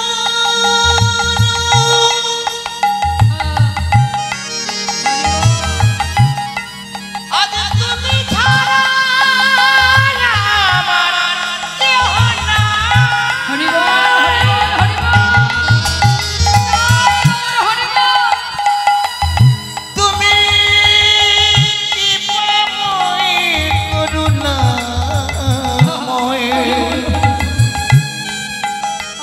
তুমি একবার কৃপা করো, হে কৃপাময়। দুটি নয়নের জল বহিয়া বিনা, মানে না বারণ। শ্রী সচিনন্দন দুটি নয়ন জলে ধুইয়ে দেব তোমার দুটি রাঙা চরণ, করিও শিশুটি নন্দন, শ্রী সচিনন্দন শিশুটি নন্দন। ক্ষমা। যদি ভক্তি ভরে ভালোবাসতে পারো তবেই ডাকা হবে, লোক দেখানো ভক্তির কোনো প্রয়োজন নেই। দেবর্ষী নারদ বললেন, শোনো মহারাজ, দান যদি করবে অন্তর থেকে, সর্বস্ব দান করবে, যে যা চাইবে হাসি মুখে দেবে, দিতে গিয়ে যেন মুখটা শুকিয়ে না যায়, এটা দেব না থাক ওটা দিই না, যে যা চাইবে হাসি মুখে দেবে। আর শুধু তাই নয়, দান দিতে দিতে যখন তোমার সব শেষ হয়ে যাবে, তারপরেও তোমার কাজ আছে। দান দেবার পরে অনেকের অহংকার আসে, আমি এটা দিয়েছি, ওটা দিয়েছি, এত টাকা ডোনেশন করেছি, এত বস্ত্র দান করেছি। এই যে অহংকার জীবের মনে এসে যায়, অহংকার আসলেই শেষ মা, সেই দান বৃথা হয়ে যাবে। তাই আজ দেবর্ষী নারদ বলছে, হে মহারাজ, দানের শেষে কি করবে শুনে না, সব শেষে দান দিয়া ভিক্ষার ঝুলি কাঁধে লইয়া, ভিক্ষার ঝুলি কাঁধে লইয়া, ভিক্ষা মেগে খাবে মন সুখে, আর ভিক্ষা মেগে খাবে মন সুখে, ভিক্ষা মেগে খাবে মন সুখে। দান ব্রতের এই তো রীতি, দান ব্রতের এই তো রীতি। এই যে তুমি যখন দান করেছো, তোমার যে অহংকার, যখন তুমি ভিক্ষা করবে দাঁড়ে দাঁড়ে, সেই অহংকার দূর হয়ে যাবে। মহারাজ শোনো, আহা দানের অহংকার দূরে যাবে, দানের অহংকার দূরে যাবে, দানের অহংকার দূরে যাবে, দানের অহংকার দূরে যাবে। শোনো শোনো হে রাজন, দানের অহংকার দূরে যাবে। শোনো শোনো হে রাজন, দান ব্রতের এই তো রীতি, শোনো শোনো হে রাজন, শোনো শোনো হে রাজন, দানের অহংকার দূরে যাবে, দানের অহংকার দূরে যাবে, ভিক্ষা মেগে খাবে মন সুখে, ভিক্ষা মেগে খাবে মন সুখে। এখন দেবর্ষী নারদের কথা শুনে ভগবান বললেন, তাহলে নিমন্ত্রণের ভার কেবল হবে? তাহা শুনি মোহন কয়, চিন্তা কেন দয়াময়, দেবর্ষীরে ভার দাও এবে। নিমন্ত্রণের দায়িত্ব দেবর্ষীকে দিয়ে দাও। তার যে বাহন আছে, মানে ঢেকি, খুবই সরু, যেখানে অলি গলি ঘনবসতি হোক আর ফাঁকা হোক, সব জায়গায় চলে যেতে পারবে। স্বর্গমত্ত পাতালে নিমন্ত্রণের দায়িত্ব দেবর্ষীরে দিয়ে দিল। এখন পত্র লিখেছে মা গোবিন্দ, পত্র লিখে দাদাকে দিয়ে বলছে, দাদা দেখো তো পত্র ঠিক হলো কিনা। বলরাম দেখছে পত্রে সবই লেখা আছে, সুন্দর হয়েছে লেখা, কিন্তু বৃন্দাবনের জন্য পত্র লেখেনি। কানাই, তুই বৃন্দাবনের পত্র কেন লিখলি না ভাই? বুঝেছি, যারা তোর জন্য কাঁদছে, যারা তোর জন্য কষ্ট পাচ্ছে, তাদেরকে বাদ দিয়ে তুই এই যজ্ঞ করবি, তাই না? কিন্তু শোন ভাই, ওই বৃন্দাবনে আমিও বাস করি, তাই নিমন্ত্রণ যদি বৃন্দাবনবাসীকে নাই করবি, তাহলে আমি কেন তোর যজ্ঞে থাকবো? আমিও চলে যাব। দাদা আমি জানি তুমি এমনটা বলবে, দাদা নিমন্ত্রণ করলে সবাই আসে, বিনা নিমন্ত্রণে কারা আসে মা? নিমন্ত্রণ কাদের করে না? যারা ঘরের জন, নিজের জন। বলছে দাদা আজ আমি নিমন্ত্রণ পত্র দিলে সবাই আসবে, নিমন্ত্রণ পত্র না দিলে যদি কেউ আসে, তবেই তো আমি জানবো সে আমার আপনজন। নিতাই গৌর হরি বল, হরি বল। বেশ দাদা, তুমি বলছো যখন আমি পত্র লিখছি। মা যশোমতী পিতা নন্দ মহারাজের নাম করে পত্র লিখে দেবর্ষী হাতে দিলেন। দেবর্ষী নারদ স্বর্গ মত্ত পাতাল সর্বত্র নিমন্ত্রণ সেরে তারপরে সবার শেষে চললেন বৃন্দাবনের পথে। বৃন্দাবনে এসে সর্বগ্রে গেলেন কোথায়? মা যশোমতীর অঙ্গনে গিয়ে কি দেখছেন? সন্তান হারা মা জননী, তিনি ক্ষণে চৈতন্য ক্ষণে অচৈতন্য, চোখে ভালো দেখতে পান না, সন্তানের জন্য কাঁদতে কাঁদতে অন্ধ হতে চলেছে। হঠাৎ নূপুরের ধ্বনি কানে শুনে জিজ্ঞাসা করছে, কে? আমার গোপাল এলি নাকি? তুই কি আমার গোপাল? দেবর্ষী নারদ বললেন, মা আমি গোপাল নই, আমি দেবর্ষী। ও দেবর্ষী, আমার গোপাল কেমন আছে? মা খুব ভালো আছে, সেই প্রভাসে ফিরে যজ্ঞ করবে মা, তাই সবাইকে নিমন্ত্রণ পত্র পাঠিয়েছে।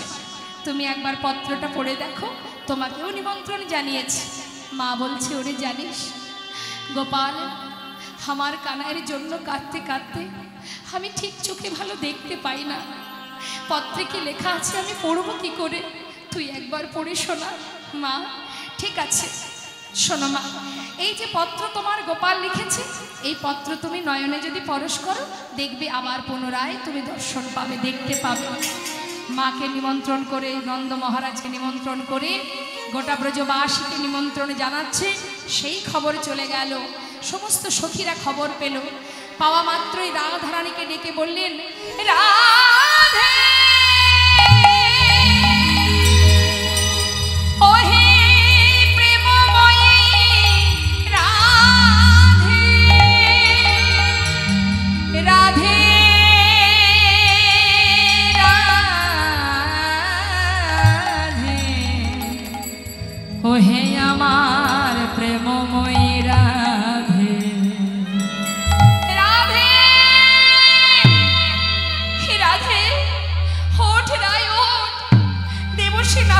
এসেছি দ্বারকা থেকে, তোর বধূ কেমন আছে চল আমরা জেনে আসি। রাধারানী পাগলিনীর ন্যায় দেবর্ষির কাছে এসে বলছে, মণিবর আমার বধূ কেমন আছে, একটিবার বলো না মণিবর, সে কেমন আছে? ভালো আছে, ভালো আছে, চিন্তা করো না, তারা অনেক ভালো আছে। একটা খবর এনেছি তোমাদের জন্য। কি খবর? প্রভাসেতে যজ্ঞ করে কৃষ্ণ বলরাম, প্রভাসেতে যজ্ঞ করে কৃষ্ণ বলরাম, সেই যজ্ঞের সংবাদ দিতে আমি নারদ যে এলাম। সেই যজ্ঞের সংবাদ দিতে নারদ যে এলাম। যাও যাও প্রভাসের তীরে যাও, যাও যাও প্রভাসের তীরে তোমরা যাও, যাও যাও প্রভাসের তীরে যাও। যাও যাও প্রভাসের তীরে না না যাও, আর বিলম্ব করো না গো, যাও যাও প্রভাসের তীরে যাও। আর বিলম্ব করো না গো, যাও যাও প্রভাসের তীরে যাও। সেই যজ্ঞের সংবাদ দিতে নারদ যে এলাম। যোগে সংবাদ দিতে নারদ এলাম। আর দেরি করো না, তাড়াতাড়ি যাত্রা করো, সবাই মিলে যাত্রা করো। যেই না বলেছে মা রাধানী আনন্দ ধরছে না, সে কি করেছে, মনে মনে স্থির করলেন যেখানে আমার বধূ আছে আমি বধূর দেশে চলে যাব। এই বৃন্দাবনে যখন আমার বধূ নেই আমি এখানে আর থাকবো না।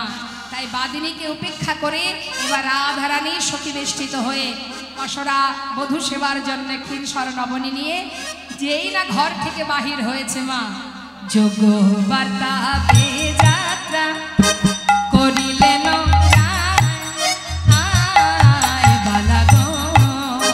যোগপাতাতে যাত্রা চলিলেন আয় বালাগো। যোগ বাতাপে যাত্রা করিলেন আয় বালাগো। সখীগণ সঙ্গে চলে সহিত বড়া, আর সখীগণ সঙ্গে চলে সহিত বড়াই। যোগপাতাতে যাত্রা চলিলেন আয় বালাগো। রাধারানী যেই ঘর থেকে বাইরে পা রেখেছে কোথায় ছিল ননদিনী? হরিবল ওমা হরে কৃষ্ণ। কুটিলা ননদিনী কি শুধুমাত্র বৃন্দাবনেই পাওয়া যায়? শুধু যে বৃন্দাবনেই পাওয়া যায় হ্যাঁ না, তার মানে কোথায় পাওয়া যায়? বলছে বাড়িতে বাড়িতে পাওয়া যায়। হরিবল। তাহলে কুটিলা যে শুধু বৃন্দাবনে আছে তা কিন্তু না, সব জায়গায় আছে কুটিলা। সবাই ভালো না? হ্যাঁ, সে যারা আছে তারা জানে। এখন কুটিলা কি করেছে মা,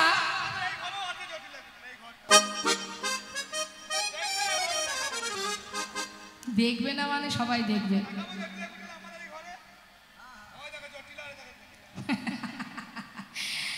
তখন কুটিলা কহে কুটিলে রাখালে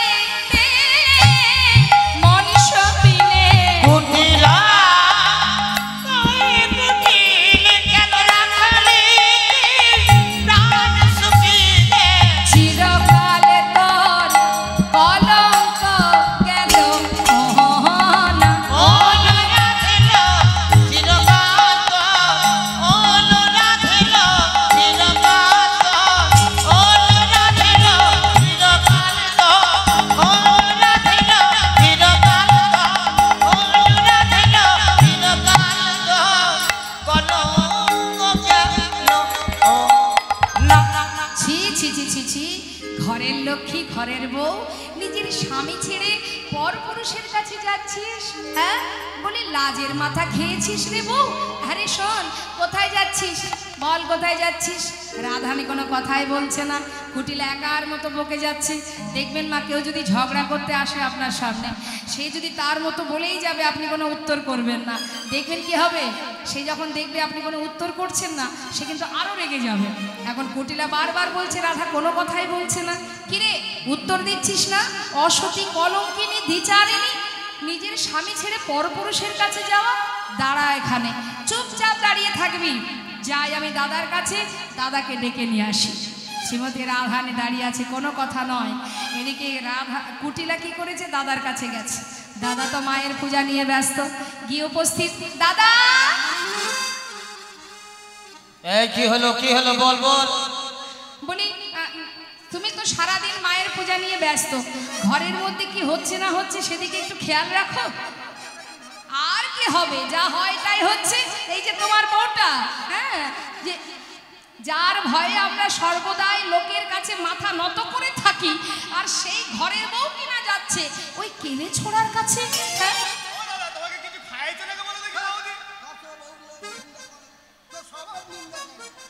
আরে জানি তো, আমি কথা বললেই তো তোমার রাগ হয়। হ্যাঁ তা তো বটে, আজকে হাতে নাতে প্রমাণ দেব তো। হ্যাঁ দেখাবো। বলি চলো দেখি, বউ দাঁড়িয়ে আছে, তোমাকে ছেড়ে না এই তোমার কুলে কালি দিয়ে যাচ্ছে কেলে ছোড়ার কাছে।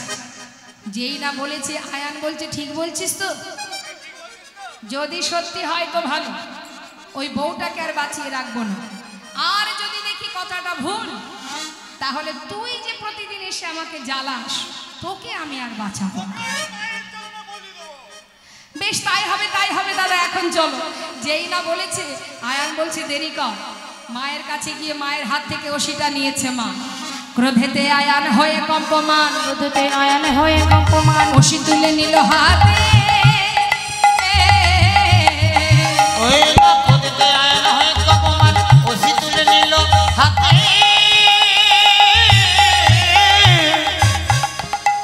কাঁপিতে কাঁপিতে দাঁড়ালো আসিয়া কুটিলার সম্মুখেতে, কাঁপিতে কাঁপিতে দাঁড়ালো আসিয়া কুটিলার সম্মুখেতে। এই দেখ ওষি নিয়ে এসেছি, এই দেখ ওষি নিয়ে এসেছি, এই দেখ ওষি নিয়ে এসেছি, এই দেখ ওষি নিয়ে এসেছি। ফুলের কাঁটা দূর করিতে এই দেখ ওষি নিয়ে এসেছি। আমার ফুলের কাঁটা দূর করিতে এই দেখ ওষি নিয়ে এসেছি। কাঁপিতে কাঁপিতে দাঁড়ালো আসিয়া কুটিলার সম্মুখেতে, কাঁপিতে কাঁপিতে দাঁড়ালো আসিয়া কুটিলার সম্মুখেতে। কাঁপতে কাঁপতে মায়ের হাত থেকে ওষিটা নিয়ে আয়ান কুটিলার হাত ধরে রাধারানী যেখানে দাঁড়িয়ে আছে সামনে এসে দাঁড়ালেন। ছি ছি ছি ছি ছি, নিজপতি তেজি পরপতি ভোজি, নিজপতি তেজি পরপতি ভোজি, নিজপতি তেজি পরপতি ভোজি, নিজপতি তেজি পরপতি ভোজি। মজিলি রাখালো সনে, নিজপতি তেজি পরপতি ভোজি, মজিলি রাখালো সনে। তোর হলো পূর্ণকাল ঘুচাবো জঞ্জালে ছিল তোর কপালে, হলো কোনো কাল ঘটাবো জঞ্জালে ছিল বুঝি কপালে। রাধে তোর প্রাণ নাশিব, রাধে তোরে প্রাণ নাশিব, রাধে তোর প্রাণ ওই নাশিব। রাধে তোর প্রাণ নাশিব, ফুলের কাঁটা দূর করিব রাধে তোর প্রাণ নাশিব। আমি ফুলের কাঁটা দূর করিব রাধে তোর প্রাণ নাশিব। ছি ছি ছি ছি ছি, নিজের স্বামী ছেড়ে পরপুরুষের কাছে যাওয়া না, আর আমি তোকে বাঁচিয়ে রাখবো না। মায়ের চরণে তোকে বলি দিয়ে দেব। যেই না ওষি তুলতে যাবে, শ্রীমতী রাধারানী মনে মনে ভাবলেন এবার তো সময় হলো আয়ানকে পুরবের কথা স্মরণ করাতে হবে। রাধারানী দেরি না করে যোগমায়াকে স্মরণ করে এবার কালী মূরতি হয়ে দাঁড়ালেন আমার রাধারানী। নবকদম্বিনী যিনি রসের পরিপাটি, নবকদম্বিনী যিনি রসের পরিপাটি। নীল শাড়ি খসাইয়া পরায় অরুন্ধতী, নীল শাড়ি বানাইয়া পরাই অরুন্ধতী, নীল শাড়ি খসাইয়া পরায় অরুন্ধতী। কালী মূরতি হয়ে রাহি দাঁড়াইল, কালীরা মূরতি ধরে রায় দাঁড়াইল। কালী মূরতি হয়ে রাহি দাঁড়াইল। কালী মূরতি হয়ে রায় দাঁড়াইল। ছুটে গিয়ে রাধারানীর চরণ ধরিল, ছুটে গিয়ে রাধারানীর চরণ ধরিল। ছুটে গিয়ে রাধারানীর চরণ ধরিল।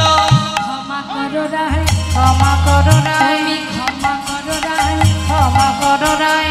চরণের অপরাধী ক্ষমা করো রায়। ওই চরণের অপরাধী ক্ষমা করো রায়। ছুটে গিয়ে রাধারানীর চরণ ওই না ধরিল, ছুটে গিয়ে রাধারানীর চরণে ধরিল। চরণটা জড়িয়ে ধরে এবার আয়ান কাঁদতে শুরু করলেন। বাবা আয়ানের হলো চৈতন্য, বলে শ্রীমতী তুমি ধন্য, ভ্রান্তে চিত্তে না পেরে বলেছি কত কুবচন। টানতে চিনতে না পেরে বলেছি কত কুবচন। ক্ষমা করো, ক্ষমা করো, আমি তোমায় চিনতে পারিনি, আমার অপরাধ ক্ষমা করো। শ্রীমতী রাধারানী কালী মূরতি ধারণ করে বলে উঠলেন, রে সুতাপা, সাধনা করেছিলি বিষ্ণুর চরণে, সাধনায় সন্তুষ্ট হয়ে প্রভু তোকে বর দিয়েছিল। তোর বর ছিল তোমার বামে যে লক্ষ্মী তাকে পত্নী রূপে লাভ করতে চায়। আমি তোকে বলেছিলাম রে সুতাপা, জগতে এত কিছু থাকতে তুই আমাকে কেন পত্নী রূপে চাস? কিন্তু তুই সে কথা শুনিসনি। তাই তোর সাধনায় সন্তুষ্ট হয়ে প্রভু বর দিল। আর আমি তখন বলেছিলাম, সুতাপা, আমি তোর ঘরের ঘরণী হব, কিন্তু তুই হবি নপুংস। মনে আছে সেদিনের কথা? সেই সময় আয়নের চেতনা হলো মা। সে পুনরায় চৈতন্য ফিরে পেল। পূরবের কথা স্মরণ করানো মাত্রই যখন তার ভুল ভেঙে গেল, তখন রাধানের চরণ ধরে বললেন, আমায় ক্ষমা করো, শুধু একটি নিবেদন, মৃত্যুর আগে যেন তোমাদের যুগল দর্শন পাই। জটিলা কুটিলা তারাও রাধানের চরণে সবাই মিলে নত হয়ে করজোড়ে বললেন, হে রাধে, তোমাকে আমার ঘরে বন্দী করে রেখেছিলাম, আবদ্ধ করে রেখেছিলাম, তার কারণ এটাই, যাতে আমার ঘরে যুগল দর্শন পাই। সেটা যখন ভাগ্যে হলো না, শুধু এইটুকু নিবেদন, মৃত্যুকালে যেন সেই তোমার যুগল মূর্তি আমরা দেখতে পাইনি। সবার কাছ থেকে বিদায় নিয়ে প্রেমময়ী রাধারানী সখীগণকে সাথে করে নিয়ে এসে পৌঁছালেন প্রভাসে। এদিকে মা কি হলো, যজ্ঞ স্থানে যখন পৌঁছালো, 4টে দরজা, যজ্ঞগারের 4টে দরজা, 4টে দ্বারই বন্ধ হয়ে গেছে। কেন না, আগেই তো স্বর্গমত্ত পাতালের ভক্তরা ঢুকে গেছে। এখন শেষে খবর পেয়েছে বৃন্দাবনবাসী, তারা এসেছে শেষে, আর যখন এসেছে তখন দরজা বন্ধ, লেখা আছে প্রবেশ নিষেধ। এখন প্রথম দ্বারে মা যশোমতী, দ্বিতীয় দ্বারে নন্দ উপানন্দ, ব্রজ রাখালগণ, ব্রজ গোপীগণ, তৃতীয় দ্বারে সখাগণ, চতুর্থ দ্বারে রাধারানী অষ্টসখীগণ। এইভাবে সবাই দাঁড়িয়ে আছে। এদিকে কি হলো মা, শ্রীমতী রাধারানী সখীবেষ্টিত হয়ে দ্বারে দাঁড়িয়েছে। সখীরা বলে উঠলেন, এই দাঁড়ি, দ্বার ছেড়ে দে, ভিতরে যাব। দাঁড়ি বলছে, তোমরা কোথা থেকে এসেছো? হ্যাঁ, এইভাবে পাগলিনীর বেশ, কোথা থেকে পরিচয় দাও, আর এইভাবে ভিতরে প্রবেশ করা যাবে না। যজ্ঞগারে যদি যেতে হয় তাহলে তোমাকে গঙ্গা স্নান করে আসতে হবে। হরি বল। সখীরা মৃদু হেসে বললেন, ওরে দাঁড়ি রে, যেতে বলিস গঙ্গা স্নানে, শুনে হাসি পায়, যার চরণে গঙ্গার উদ্ভব সে ধরে রাধার পায়। ছিছি বলতে লজ্জা হয়, ছিছি বলতে লজ্জা হয়, ছিছি বলতে লজ্জা হয়, বলতে লজ্জা হয়। ওরে যার চরণে গঙ্গার উদ্ভব সে ধরে রাধার পায়, যার চরণে গঙ্গার উদ্ভব সে ধরে রাধার পায়। ছিছি বলতে লজ্জা হয়, ছিছি বলতে লজ্জা হয়, ছিছি বলতে লজ্জা হয়। ছি ছি। এই যে শোনেরা, ভিতরে গিয়ে তোদের রাজাকে গিয়ে বল যে দ্বারে গুরুদেব এসে দাঁড়িয়ে আছে, গুরু ছাড়া যোগ্য হয়। যা যা বলে গা, যা তোর রাজারে রাজগুরু এসেছে দ্বারে, বলগা যা তোরা যারে রাজগুরু এসেছে দ্বারে। পায়ে ধরে নিয়ে যেতে বল, ওহে দাঁড়ি, ওই না পায়ে ধরে নিয়ে যেতে বল, ওরে দড়ি। কেমন যোগ্য কহরে রে, কেমন যোগ্য করে রে, গুরু বিনা তোদের রাজা কেমন যোগ্য করে ওই রে। না গুরু বিনা তোদের রাজা কেমন যোগ্য করে রে। পায়ে ধরে নিয়ে যেতে বল, ওহে দাঁড়ি। ওই না পায়ে ধরে নিয়ে যেতে বল, ওরে দাঁড়ি। হরি বল, হরি বল। যা যা, দাড়ি তো রাধানের দিকে তাকিয়ে মনে মনে ভাবছে, বাবা আমাদের এত বড় রাজা, তার গুরু কিনা একজন রমণী, একবার রাধার দিকে তাকাচ্ছে আর একবার সখীদের দিকে তাকাচ্ছে। সখীরা বলছে, হা করে তাকিয়ে আছিস কেন? যা ভিতরে গিয়ে তোর রাজাকে বল যে দ্বারে দাঁড়িয়ে আছে গুরুদেব, দেরি না করে বরণ করে ঘরে নিয়ে যেতে। হরি বল, হরি বল। দাড়ি বিলম্ব না করে চললেন গোবিন্দের কাছে। আর এদিকে কি হলো মা, দ্বারে আরো একজন দাঁড়িয়ে আছে, মাতা যশোমতী। শাখাগণ কানাই কানাই বলে ডাকছে। নন্দ মহারাজ, ব্রজবাসী ব্রজবাসিনী, তারাও কৃষ্ণকে ডাকছে। আর মা যশোমতী, তিনি পাগলিনীর বেশ, সন্তান হারা মা তো কতদিন সন্তানকে দেখেনি। কাঁদতে কাঁদতে তার চলবার শক্তি নেই, ছেলের জন্য ক্ষীর সর ননি মাখন তৈরি করার শক্তি নেই। তাই ব্রজমাইদের কাছ থেকে ক্ষীর সর ননি মাখন এনেছে। কার জন্য? গোপালের জন্য। দাঁড়ে এসে দাঁড়িয়ে মা পাগলিনীর বেশে দাড়িকে বলছে, এই দাড়ি, দাড়ি, দাঁড়টা ছেড়ে দে না, আমি যাই, আরে জিজ্ঞাসা করছে দাঁড়ি, কোথা থেকে এসেছো তুমি? ও বুড়িমা, এমন পাগলিনীর বেশ, তুমি ভিতরে গিয়ে কি করবে? বাইরে দাঁড়িয়ে থাকো। ওরে আমাকে যে যেতেই হবে, জানিস আমি আমার গোপালের জন্য ননি মাখন এনেছি। কতদিন আমার গোপাল খায়নি। হ্যাঁ রে, দেরি না করে আমাকে একটু যেতে দে, শিগগিরই ছেড়ে দে আমায়। আরে ও বুড়িমা, কথা শুনছো না যে? বলি এই পাগলিনীর বেশে তুমি ভিতরে যাবে, তোমার গোপাল এখানে কোথায় আছে? আরে জানিস তোদের যে রাজা, সেই তো আমার গোপাল। আরে আমাদের রাজা, তার মা এমন পাগলিনী কেন হতে যাবে? সে তো রাজমাতা। বুড়িমা, তোমার মাথা ঠিক আছে তো? বুঝেছি বয়স হয়েছে তো, হয়তো কি বলতে কি বলছো সেদিকে খেয়াল নেই। ঠিক আছে, তুমি শোনো, ওই দূরে বসে থাকো। হ্যাঁ, আমাদের রাজা বড় দয়া, যজ্ঞ শেষ হয়ে গেলে তুমি যা চাইবে আমাদের মহারাজ তোমাকে তাই দেবে। যাও যাও, এখন ওই দূরে গিয়ে বসো, চলে যেও না, কেমন? মা যশোমতী বলছে, জানিস দাঁড়ি, একটি মায়ের কাছে সন্তানের থেকে বড় ধন আর কি হতে পারে বাবা? আমি যে আমার মূল্যবান ধন, আমার গোপালকে হারা হয়েছি। শুধু চোখের দেখা একবার দেখতে পেলেই আমার সুখ, আর আমি কিচ্ছু চাই না। আরে এ তো কোনো কথাই শুনছে না। বলছি কি, আমার কথা কি কানে যাচ্ছে না? দেখতে পাচ্ছ না লেখা আছে প্রবেশ নিষেধ? যাও বলছি, দূরে গিয়ে বসো, কথা না শুনলে কিন্তু চাবুক দিয়ে আঘাত করব। মা বলছে, দেখ দাঁড়ি, তুই যদি মারতেও চাস আমার কোনো দুঃখ নেই, যত পারবি মার, কিন্তু একটি বারের জন্য আমার পুত্রকে একটা বার আমাকে দেখতে দে, একটি বার আমাকে ভিতরে যেতে দে। আহা, এ তো গোল করেই যাচ্ছে, কোনো কথা শুনছে না। দেরি না করে এবার দাড়ির চাবুক বাহির করে মাকে আঘাত করতে শুরু করেছে। যখনই আঘাত করছে, মার সর্ব অঙ্গ চাবুকের আঘাত সহ্য করছে, আর মা কাঁদছে আর বলছে, ওরে গোপাল, কত কষ্ট করে বৃন্দাবন থেকে এলাম বাবা, শুধু তোর কাছে তোকে দেখবার জন্য। চারিধারে কত প্রহরী রেখেছিস তুই, যারা আমায় চিনতে পারছে না। ওরে তোর দাঁড়িয়ে দাঁড়িয়ে আমাকে আঘাত করছে বাবা, কোথায় আছিস গোপাল? একটি বার আয়, তোর মাঝে দাঁড়ে বসে কাঁদছে। মা দাঁড়ে বসে চিৎকার করছে, গোপাল রে,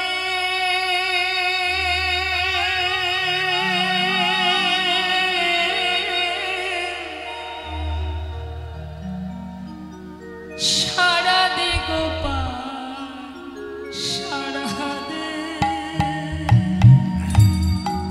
গোপাল রে,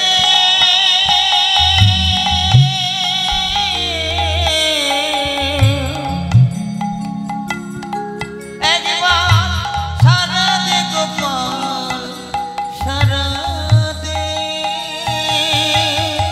গোপাল রে,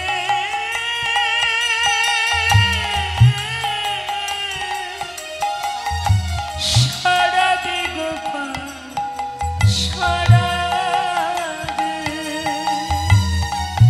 গোপাল রে,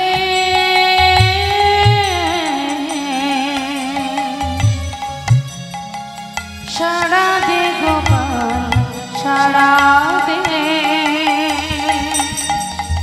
অভাগিনী মাতা,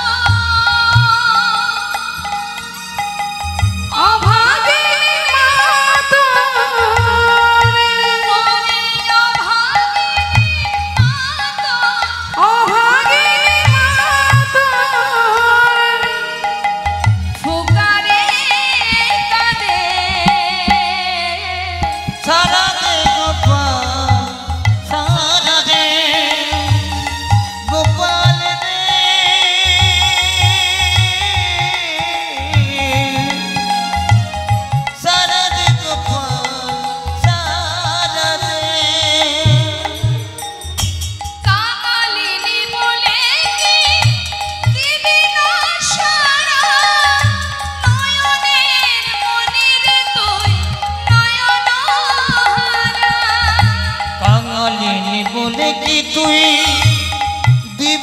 সারা নয়নে মনি রে তুই নয়ন হারা ওরে কাঙালিনী বলে কি দিবি না সারা নয়নে মনে রে তুই নয়ন ওই না কাঙালিনী বলে কি তুই দিবি না সারা নয়নে মনি রে তুই নয়ন তারা দেখিতে কি পাইব দেখিতে কি পাইব দেখিতে কি পাইব সেই নয়নে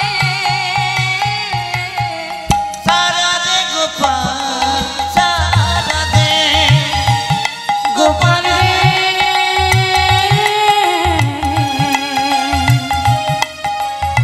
সারা দে গোপাল সারা দে যে বাঁশি বাজিয়েছিলি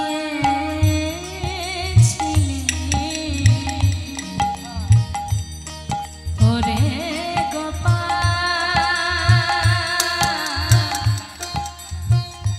ওরে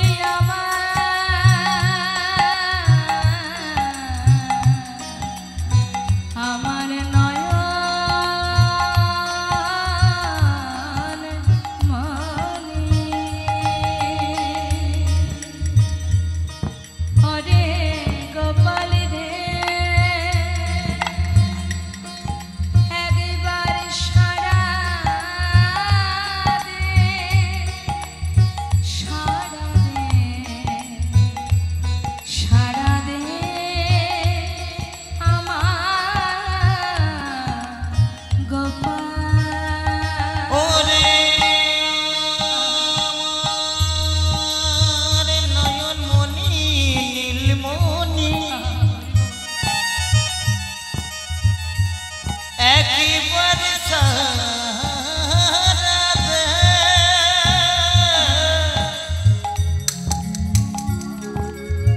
ওরে আমার নয়ন মনি প্রাণে গোপাল সারা দে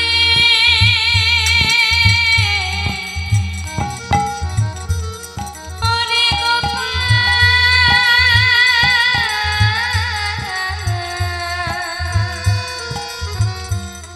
একবার সারা দে ওরে যে বাঁশি বাজিয়েছিলি বৃন্দাবনে সে বাঁশি বাজাও আবার সবারই কানে বাঁশি বাজিয়েছিলে বৃন্দাবনে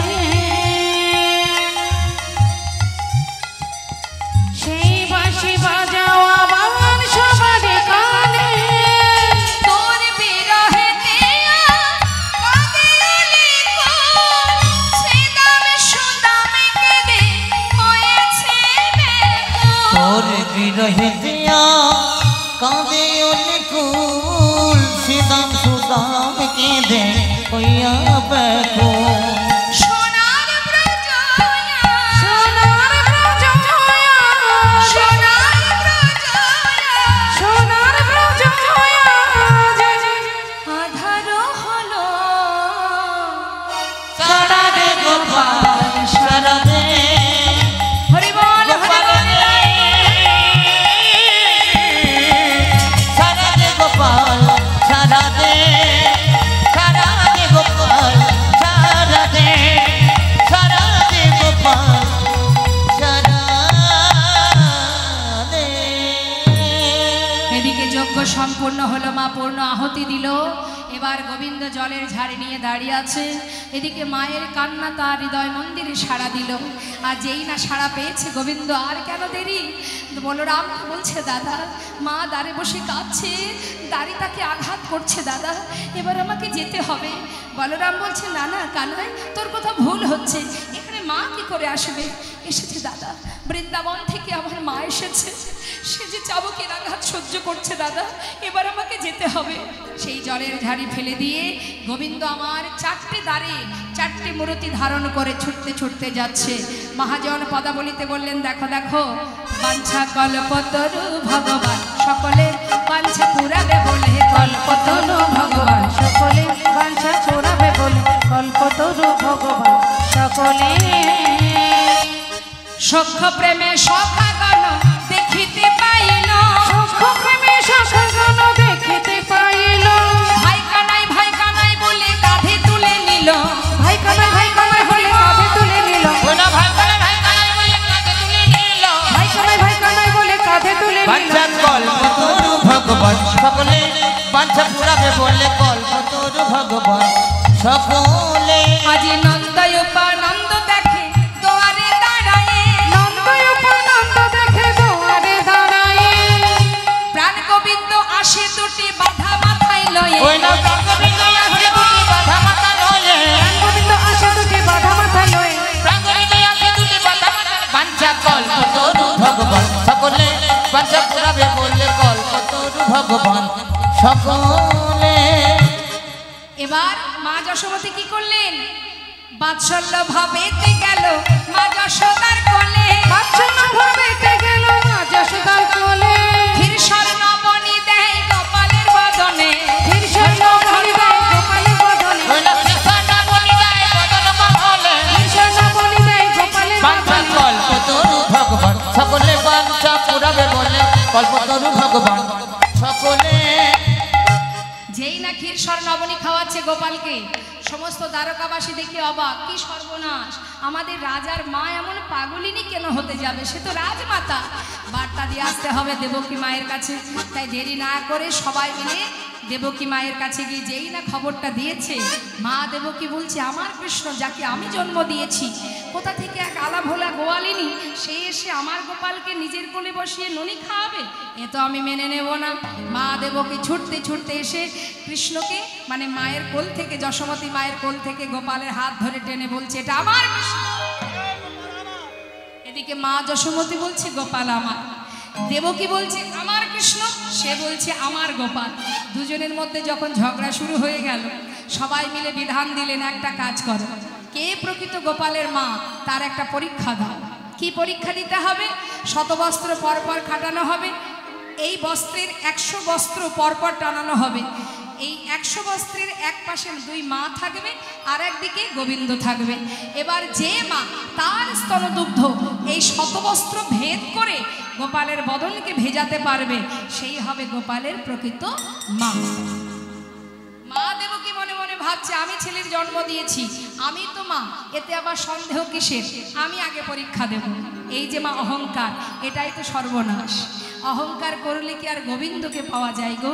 মা বললেন সবার আগে আমি পরীক্ষা দিই, বেশ তাহলে তুমি আগেই দাও। গরবে দেবকী সস্তান ধরে, গরবে দেবকী সস্তান ধরে, গরবে দেবকী সস্তান ধরে, গরবে দেবকী সস্তান ধরে, প্রথম বসন ভেদে না ওই করে, না প্রথমে বচন ভেদে না করে, প্রথম বসন ভেদে না করে, প্রথম বসন ভেদে না করে, ভেদ হলো না না, ভেদ হলো না, ভেদ হলো না না, ভেদ হলো না, প্রথম বসন ভেদ হলো না, শোনো ভেদ হলো না, প্রথম বসন ভেদ হলো আরে না, প্রথম বসন ভেদ হলো ওই না, না প্রথম বচন ভেদ না করে, প্রথম বসন ভেদে না করে। হবে না, একটি বস্ত্র ভেদ হলো না, শত বস্ত্র পরে থাক। তাহলে মা তুমি এবার সরে যাও। মা যশোমতী এলো, দাও তুমি পরীক্ষা দাও। মা যশোমতী বললেন গোপাল আজকের পরীক্ষায় আমি জয়ী হব কি না হব জানি না, জগতে সবাই যদি জানে আমি তোর মা নই, কিন্তু আমি তো জানবো বাবা তুই আমার সন্তান, তাই সমাজের কাছে যদি আমি হেরে যাই, আমার অন্তর তো জানে তুই আমার পুত্র, তুই ছাড়া আমার আর কেউ নেই।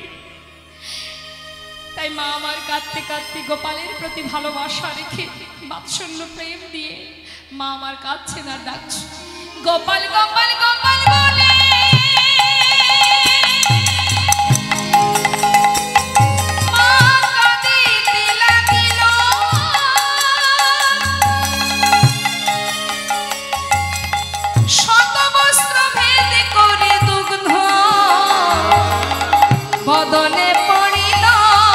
গোপাল গোপাল গোপাল বলে মা আমার কাঁদিতে লাগিল, শতবত ভেদ করে দুঃখ বদনে পড়িল।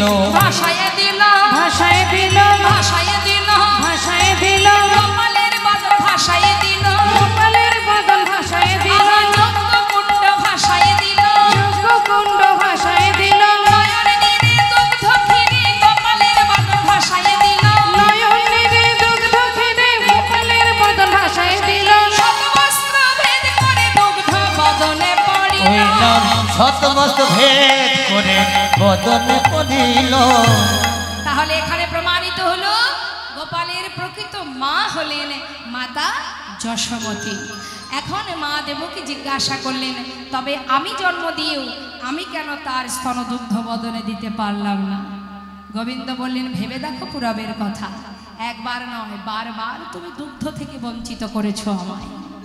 রাম অবতারে যখন আমি তোমার কথা অনুযায়ী আমি চলে গিয়েছিলাম বনবাসে 14 বৎসরের জন্য, আমার মা কৌশল্যা যখন এক বাটি দুগ্ধ নিয়ে এসেছিল আমার কাছে, তখন তুমি মা আমার মায়ের কাছ থেকে সেই দুগ্ধের বাটি ফেলে দিয়েছিলে। আমি যখন ফিরে আসি তখন তুমি আমায় বলেছিলে, রাম যে অপরাধ আমি করেছি বাবা, আমি এর পরের জন্মে তোকে আমার গর্ভে সন্তান রূপে পেতে চাই। আমি বলেছিলাম, মা তাই হবে। আমি তোমার গর্ভে এলাম, কংস কারাগারে জন্ম নিলাম। তুমি আমাকে জন্ম হবার সাথে সাথে স্তনদুগ্ধ না পান করিয়ে তুমি বসুদেবের হাতে তুলে দিয়ে আমাকে গোকুলে পাঠিয়ে দিলে। সেদিনও তুমি আমায় দুগ্ধ দাওনি, তাহলে আজ কেন সেই দুগ্ধ আমি পান করব মা? আর মা যশোমতী তিনি ছিলেন ধরা সতী। দ্রোণ আর ধরা দুজনে পরম বৈষ্ণবী ছিলেন।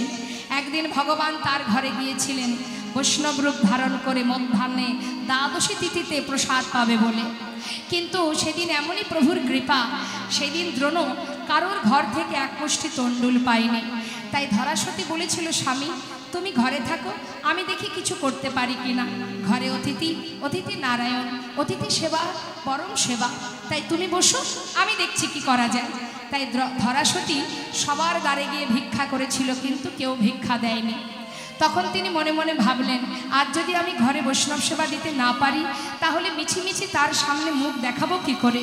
এ মুখ আমি আর ঘরে নিয়ে যাব না, নদীর জলে প্রাণ ত্যাগ করব। যখন প্রাণ ত্যাগ করবে বলে যাচ্ছে, এমন সময় নদীর ধারে এক মুদি দোকান এসে বসে আছে। মুদি দোকান দেখে মনে মনে ভাবছে, এই তো সুন্দর একটা দোকান আছে, এখান থেকে কিছু তণ্ডুল নিয়ে যাই, কাল এসে দাম দিয়ে যাব। মা ধরাসতী সেই দোকানদারের কাছে এসে বলছে, দোকানদার আমাকে কিছু তণ্ডুল ধার দেবে? আজ আমি কোথাও এক মুষ্টি ভিক্ষা পাইনি, ঘরে আমার অতিথি সেবা দেব, আমাকে কিছু তণ্ডুল ধার দাও। দোকানদার বললেন, আমি তো ধারে বিক্রি করি না, যদি কিছু দিতে পারো তার বিনিময়ে তোমায় তণ্ডুল দেব। আমার কাছে তো কিছু নেই, আমি কাল দাম দিয়ে যাব, তা তো হবে না। এইভাবে বিক্রি আমি করি না, কিছু দিলে তবে পাবে, না হলে চলে যাও। দোকানদার, ঘরে আমার অতিথি, আমি কি করে সেবা দেব? বৈষ্ণব সেবা থেকে যে আমি অপরাধ করব। বেশ, তাহলে আমি যদি তোমার কাছে কিছু চাই তুমি দেবে? কি আছে আমার কাছে? বেশ, যদি থাকে আমি দেব। যা আমি চাইব সেটা তোমার কাছে আছে, তুমি শুধু বলো তুমি দেবে কিনা। দেব, যদি আমার কাছে থাকে আমি দেব। 3 সত্য করো, দেব দেব দেব। তবে দাও, তোমার একটু স্তন কেটে আমাকে দাও। যেই না বলেছে, ধরাসতী বললে, দোকানদার এমন অলক্ষণে কথা বলো না, আমি যে সতী রমণী, এতে পাপ হবে।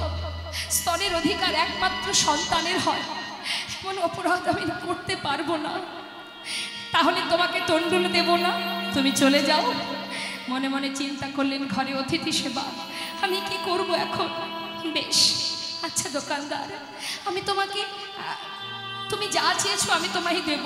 তার আগে তোমার কাছে আমার একটা নিবেদন, যদি তুমি একটি বারের জন্য আমাকে মা বলে ডাকতে পারো, আমি তবেই আমার একটি স্তন কেটে তোমার হাতে দেব। দেবাদিদেব মহাদেব ভোলানাথ দুটি হাত প্রসার করে বললেন, মা দাও। এই তো আমি হাত পেতেছি, এই তো তোমায় মা বলে রেখেছি, দাও মা, তোমার একটি স্তন আমাকে দাও। ধরাসতী একটি স্তন কেটে দোকানদারের অর্থাৎ ভোলানাথের হাতে দিয়ে তার বিনিময়ে তণ্ডুল ভিক্ষা করে ঘরে নিয়ে গিয়ে রন্ধন করে বৈষ্ণব সেবা দিতে গিয়ে এক ফোঁটা রুধির যখন মাটিতে পড়েছে, বৈষ্ণব রূপে ভগবান বলে উঠলেন, তুমি অশুচি, তুমি অপবিত্র, আমি তোমায় অভিশাপ দেব। সঙ্গে সঙ্গে করজোড়ে বলে উঠলেন, আমায় তুমি অভিশাপ দিও না, আমি অপরাধ করিনি, আমি একটি স্তনের বিনিময়ে আজ তোমাদের সেবা দিয়েছি। ভগবান বললেন, বেশ, তবে যে স্তনের বিনিময়ে আজ তুমি আমায় সেবা দিলে আমি বুঝতে পারিনি, তাই আজ আমি তোমায় কথা দিয়ে যাচ্ছি, এর পরের জন্মে আমি তোমার সন্তান হই সেই স্তনদুগ্ধ আমি পান করব না। তাই গৌর হরি বল হরি। তাই বাবা, সেই ধরাসতী হলেন মা যশোদা। প্রমাণিত হলো তাহলে প্রকৃত মা যশোদা জন্ম দিলেই সন্তান হওয়া, মা হওয়া যায় না, গোবিন্দ প্রমাণ দিয়ে দিলেন। আর এদিকে কি হলো, রাধারানী বসে আছে, গোবিন্দ আমার যাচ্ছে রাধারানীর কাছে। কেমন ভাবে?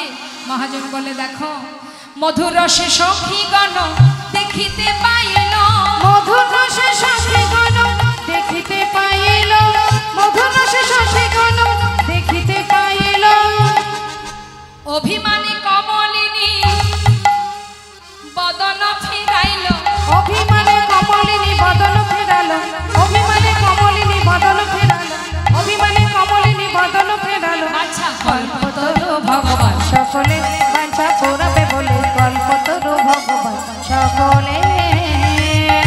রাধারানী যখন ঘোমটা টেনে মুখটা ঘুরিয়ে দাঁড়িয়েছে, সখীরা বলছে, আয় রাধে, মদনটা এইভাবে ঘোরালি যে, যার জন্য আসা সে তো তোর পাশে দাঁড়িয়ে আছে। রাধারানী বললেন, সখীরে, আমি তো কোনো রাজাকে ভালোবাসিনি, আমি ভালোবেসেছি রাখালকে। ওই রাজবেশ পরিধানে যে এসেছে আমার কাছে, ওকে চলে যেতে বল। গোবিন্দ বিলম্ব না করে রাজবেশ পরিত্যাগ করে রাখালের বেশ পরিধান করে ছুটে এসে রাধারানীকে নিজের বাম পাশে দাঁড় করালেন। তরাতরি করে ধরে বসাইল বামে, তরাতরি করে ধরে বসাইল বামে, নিজ বসনে মুছাইল রাই মুখ ঘামে, নিজ বসনে মুছাইল রাই মুখ ঘামে, নিজ বসনে মুছাইল রাই মুখ ঘামে, নিজ বসনে মুছাইল রাই মুখ ঘামে। তরু ভগবান সকলের বাঞ্ছা পুরাবে বলে, কল্পতরু ভগবান সকলে। আনিয়া প্রভাসের জল চরণেতে দিল, আনিয়া প্রভাসের জল চরণেতে দিল, আহায় আনিয়া প্রভাসের জল চরণ ধুমালো, আনিয়া প্রভাসের জল চরণ ধোয়ালো। গোবিন্দ দাসে বলে প্রভাস তীর্থ যে হইল, গোবিন্দ দাস বলে প্রভাস তীর্থ যে হইল, গোবিন্দ দাস বলে প্রভাস তীর্থ যে হইল, গোবিন্দ দাস বলে প্রভাস তীর্থ যে হইল। আচ্ছা, কল্পতরু ভগবান সকলে বাঞ্ছা পুরাবে বলে, কল্পতরু ভগবান সকলে। এবার আনিয়া মালতীর মালা রায়ের করে দিল, আনিয়া মালতীর মালা রায়ের করে দিল, বধুর গলায় পরাইয়া বামে দাঁড়াইল, বধুর গলায় পরাইয়া বামে দাঁড়াইল, বধুর গলায় পরাইয়া বামে দাঁড়াইল, বধুর গলায় পরাইয়া বামে দাঁড়াইল। আচ্ছা, কল্পতরু ভগবান সকলে বাঞ্ছা পুরাবে বলে, কল্পতরু ভগবান সকলে।